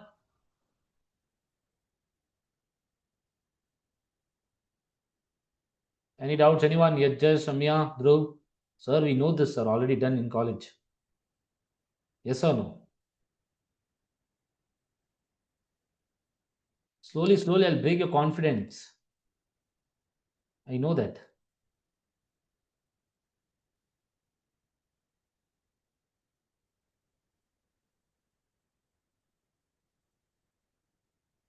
Chalo, do this question now. Everything I'll not be typing out. What is important, I've already mentioned you. What should be written, etc. XYZ. Most advantageous market you have to identify, which you have to write down and type and get your answer. Now this one, chalo, read the question.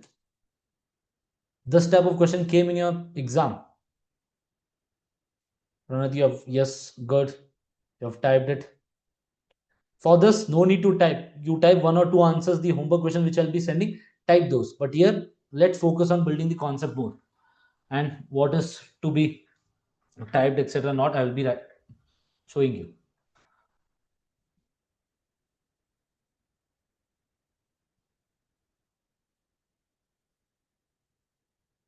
Sana, Dhruv, Vivan, Sayyid, you just do it.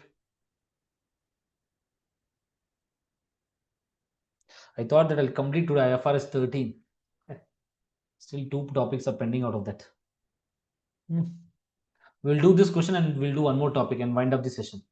Tomorrow we'll complete the IFRS 13 and start with IAS 16.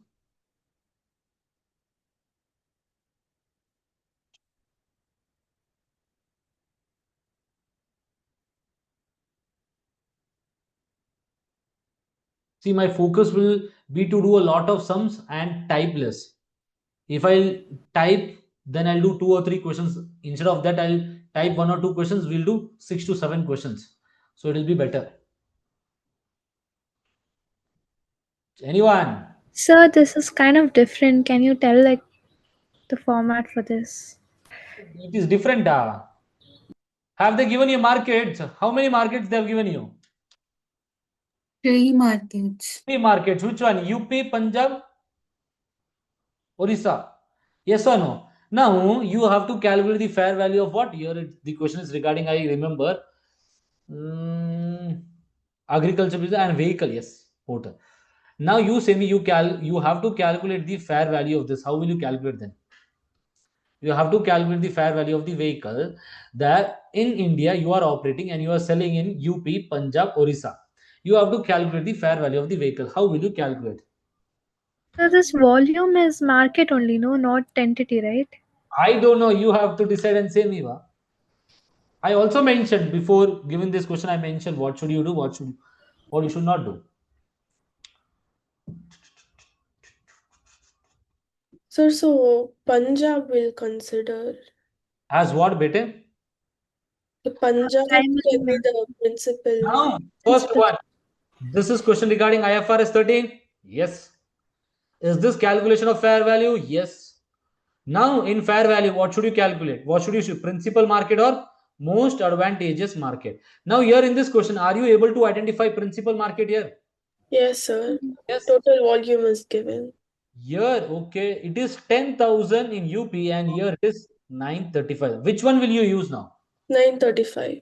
935 you will use. You will not use this 10th. This is entity specific. I mentioned entity specific will not take. You will take the volume here. Is this specific? So principal market. So what will be the answer better then?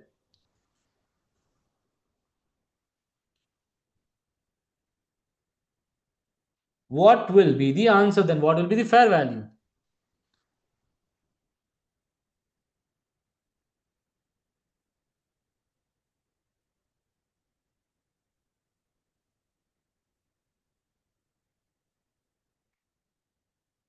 Is it 3,73,000? How did you calculate, bete? Can I say 3,80,000 minus what?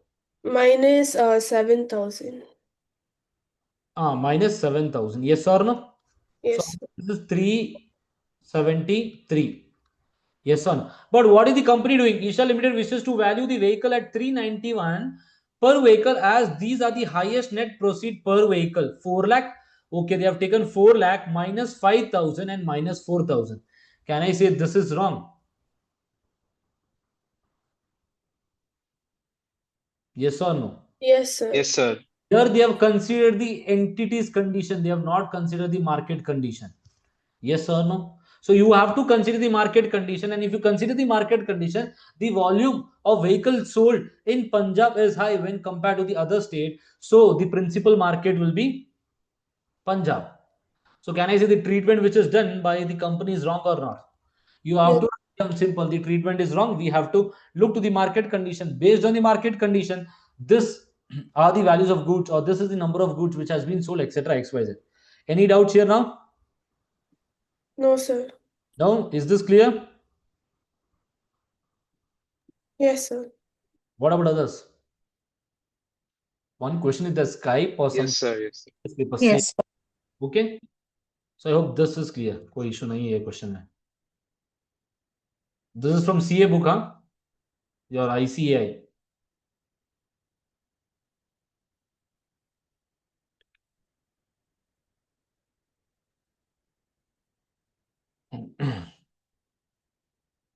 This is regarding no, okay, we can't do this question.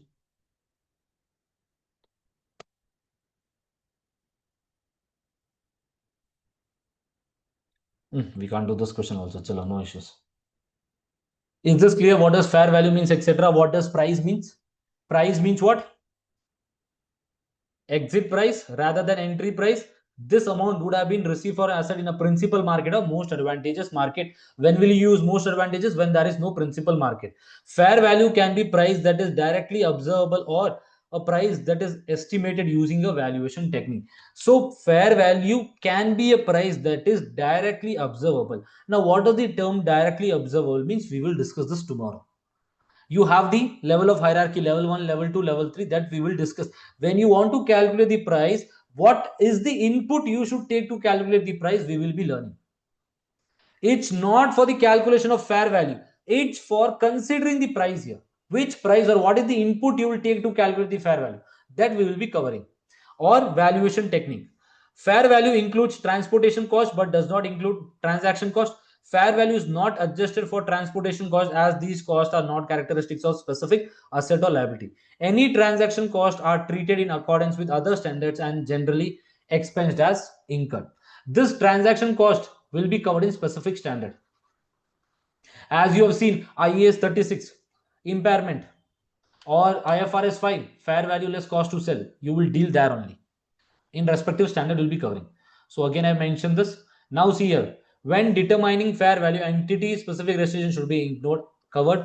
Principal market first priority will be given, and second to most advantageous market. Again, I mentioned these steps below here.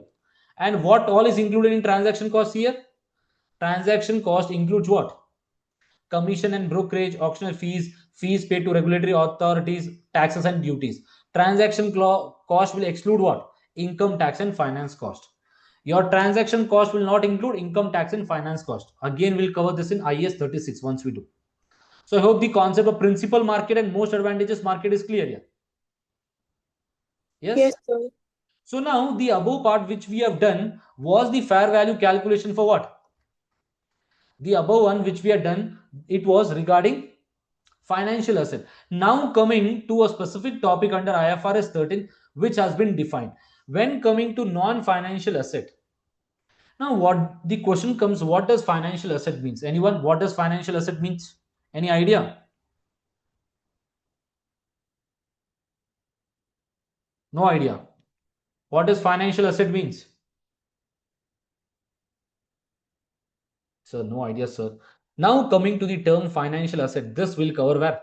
IFRS 9. To give a basic understanding what is financial asset, it's cash, contractual right to receive cash like your receivables, and investment in equity shares.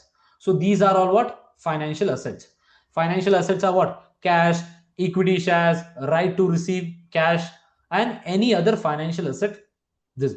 But now coming, what are the examples for non-financial asset? The example of non-financial asset are what? PP, investment property, intangible assets. These are all what? Non-financial asset. Like your biological asset, all are non-financial asset. So why this concept is that IFRS 13 says that when coming to calculate, when you want to calculate the fair value for non-financial asset, you should follow one principle. You should follow one principle. The principle is what? IFRS 13 says that fair value of non-financial asset should be based on highest and best use.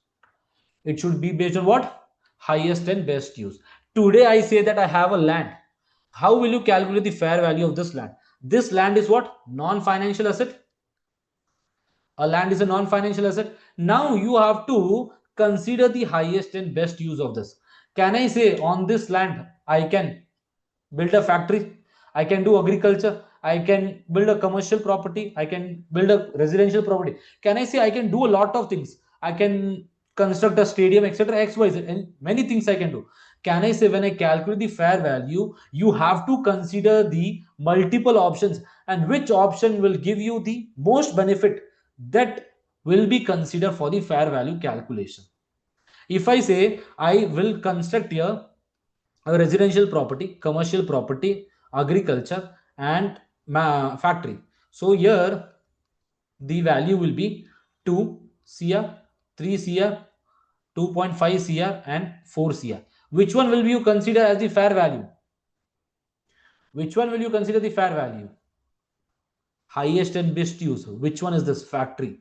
If you construct a factory, then the value of this factory plus land will be how much? 4 CR. You have to consider that. Highest and best use. The highest and best use of an asset is the use that market participants would adopt in order to maximize its value. What is the maximum benefit you can get? You should do it. The current use of non-financial asset can be assumed to be highest and best use unless evidence exists to the contrary. If you are not able to identify what are the options, or there are no other options, there are no other highest and best use, what will you consider? The current use only as the highest and best use. In our example, the land, barren land, will be considered as the highest and best use. Clear with this, the concept of highest and best use? Now, when will the concept of highest and best use apply? The highest and best use should be taken into account when it is physically possible, legally permissible, and financially feasible. If these three conditions are fulfilled, then only we will say that you will be using or the fair value based on highest and best use. If I say the land which you have taken, the government has passed an order, legal order, that you can't construct a commercial building in a residential space. Then in this case, can I, the land value which we are considering having multiple option, can you consider the commercial part here? You can't consider the commercial part, you have to ignore it. So same way, it could be a land where you have to construct a factory, but it is not allowed by the government. You will not consider that when you want to calculate the fair value. So physically possible means it should be possible. Legally permissible means legally it should be possible. It is not legally permitted. It's not that you should get the authority from the government today itself. No, you know that rule is there, law is there, okay, we can do it, then no issue. Financially feasible means you should have cash in your hand or amount to the, or you can take a loan to construct the part. If these three things are possible, then you can consider the highest and best use. IFRS 13 says a use can be legally permissible even if it is not legally approved. Any doubts in this part? Highest use? No? What about others? Yes or no in the chat box?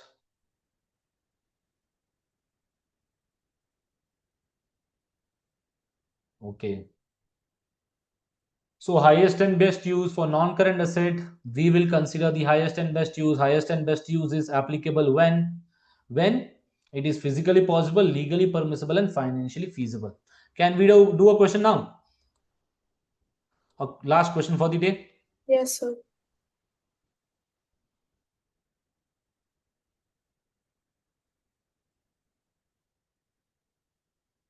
Do this question. Chalo.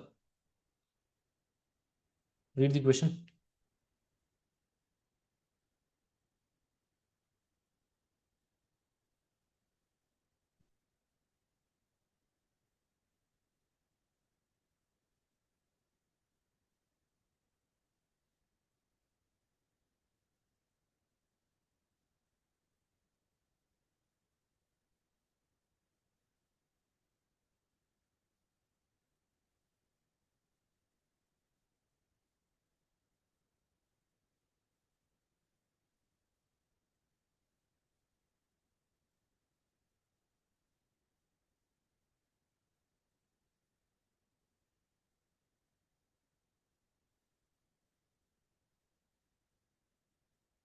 Sayyid, Vivan, Shamya, Shahana, Shantari. Is this clear? Dhruv? Yes, sir. Yes. Okay, okay.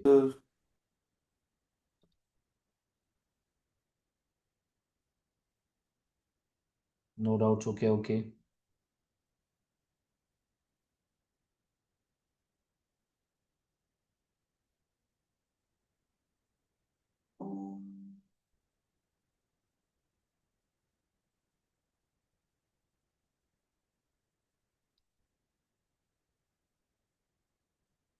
Now, Semi, whenever you have a question from IFRS 13, what should you do, bete? Write the definition. Write the definition. Okay, you will write down. Then what will you do? You'll write down fair values market specific and not entity specific. Then you'll write down what is principal market, etc. XYZ. Yes or no? Now this question is regarding what? Is this question regarding principal market, most advantageous market, or the question is regarding non-financial asset? Non-financial asset. As I mentioned that you will be having in IFRS 13 will be having three type of question. Principal, most advantageous, first question. Second one is non-financial asset. The third one is what? Hierarchy, level 1, level 2, level 3. So this question is of which one? Non-financial asset. In non-financial asset, if you write down what is principal market, will you get marks? You say me. No, sir. So don't write simply, don't waste your time. Yes or no? So how will you start your answer? You have written the definition, you have written market specific, not entity specific. Then what will you do, beta? That non-financial asset must consider its highest and best use. Yes.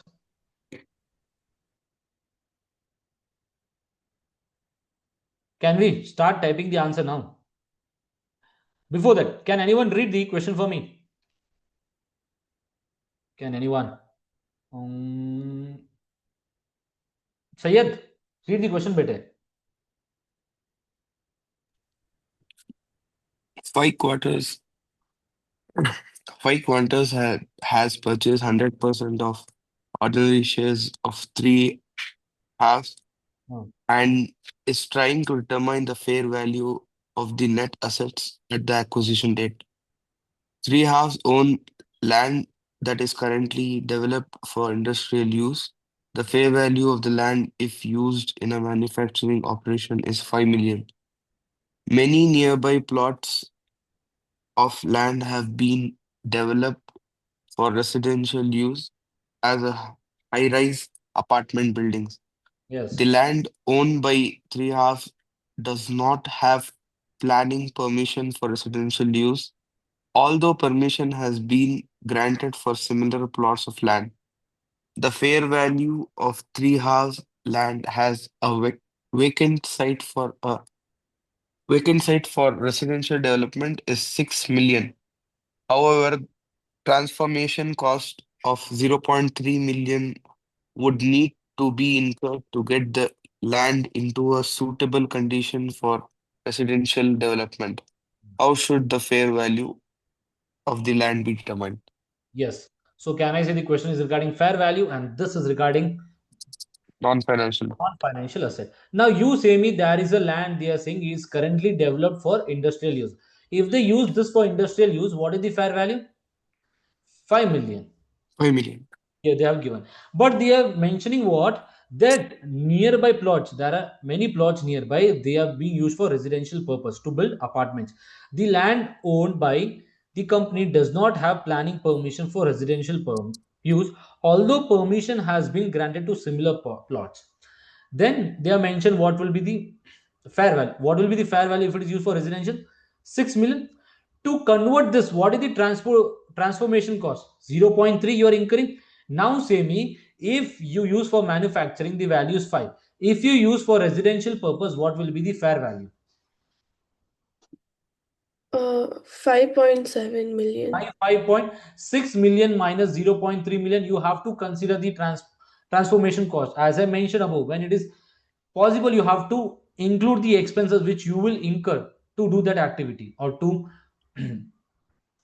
convert the land. So now here it is 5.7. Now you say me which one should be the fair value. Residential use, but conditions should be met. What are the three conditions now? So legally Legally possible. Legally permissible, financially feasible, feasible. Physically possible. physically possible. Is this physically possible, bete? Is this physically possible? Yes, sir. Nearby everyone are doing, so we can also do. Is this financially feasible? Yes, sir. Yes. Is this legally permissible? Yes, sir, because similar plots have got the permission. You should not legally permitted. You should see legally permissible. Government has allowed others to do. So if we also do this, it will be allowed. Any doubts in this? Now can we type down the answer? Yes, sir. So chalo.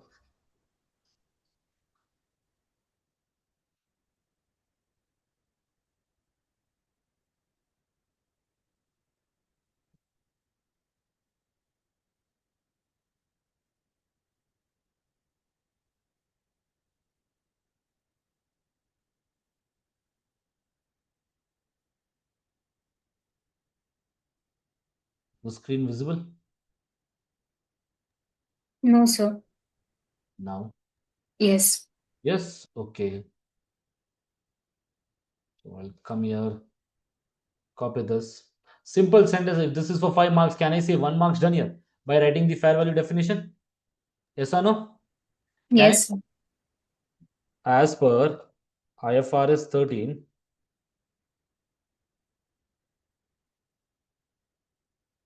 land is a non financial asset. Yes or no?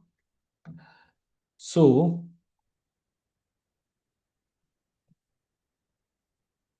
to, to calculate the fair value of the land as per IFRS 13, we should consider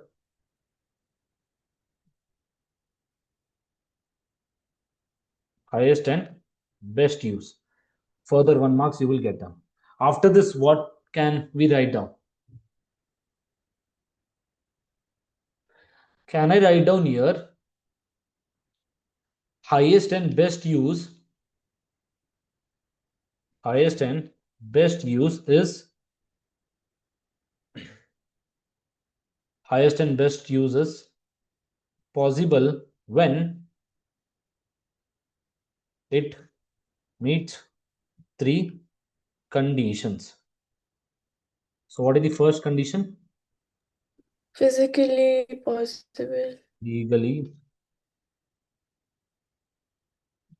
possible, then financially feasible, then physically possible.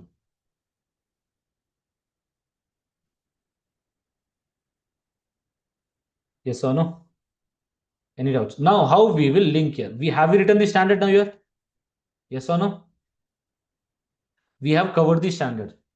Now, when coming to the linkage, how will you link this? How will you link this? Whatever conditions are given, we check whether it satisfies or not. So how will you start to type out the answer? Typing. How will you write down the answer?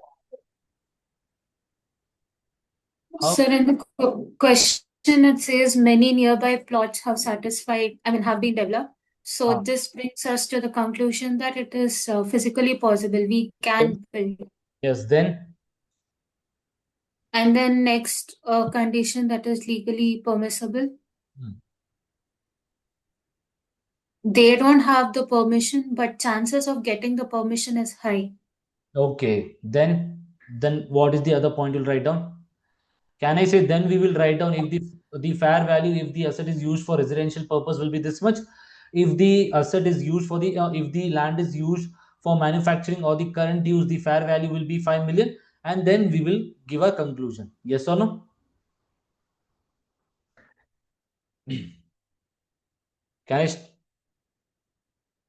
Yes, sir. However, it seems that many residential properties have been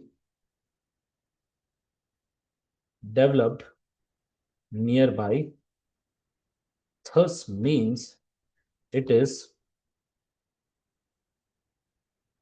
physically possible and it is physically possible and can I say market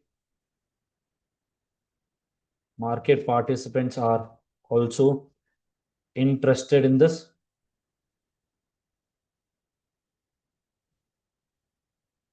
Then can I say we will link to the residential use? Yes or no?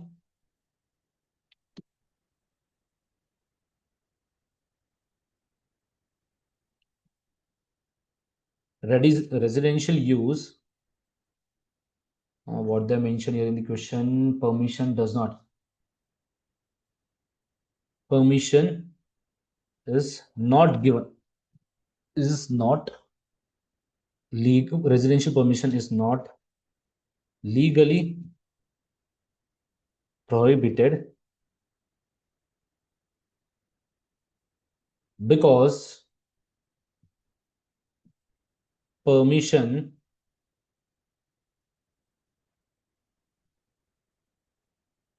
has been granted for similar plots of land nearby. It's enough. This means it is legally possible to use the land for residential use. Any doubts on this? Then can I say if the land is used for the if the land is used in the if the land is used for the current condition, that is what is the current condition they have mentioned here? That is manufacturing operations, no? That is used for manufacturing operations, then the fair value will be what? 5 million. $5 million. Any doubts? If the land is used for residential purpose, then the fair value will be what? Can I say 5 brackets open? It is 6 million, no? 6 minus Minus 0.3. so it will be $5.7 million. So now what is the conclusion we will give here now? Can I say it would seem that the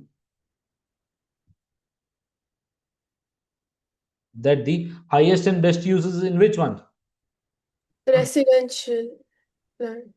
Lands, it would seem that the land's highest and best use is for residential purpose. So the fair value of the land should be $5.7 million. Any doubts in this? No, sir. Clear with this? Yes, sir. Yes, what about others? See, you will think that, sir, at starting it is taking a lot of time. As you practice a lot, no, your speed will develop. You will develop your speed.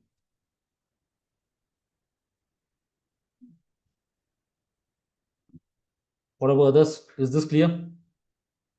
So with Yes. this, Yes, sir. we have completed what? IFRS 13, we have discussed question regarding principal market, most advantageous market, highest and best use we have discussed. And tomorrow we will discuss the valuation technique, etc. We will discuss a little bit 1 hour and do 1 or 2 questions further and start with the new topic. Is the basic clear today? Yes, sir. Yes, sir. I will send you 2 exam questions. Do complete. Have you completed the questions regarding conceptual framework which I have given? Sayyid have Yes, sent sir. me. What about others? Even though your answer will be wrong, that question which I've shared includes the topic regarding IFRS 15 and conceptual framework. But I want you to think and write down the answer. What you will be doing if you do not have the idea regarding IFRS 15?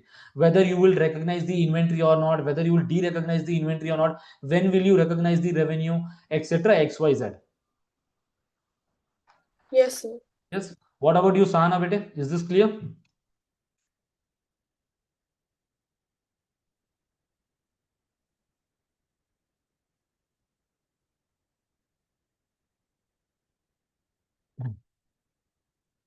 Now with this, can we end the session now? If any doubts, you can message me. So tomorrow we'll complete IFRS 13, start with IAS 16. Okay? Okay, sir. Okay. Bye bye.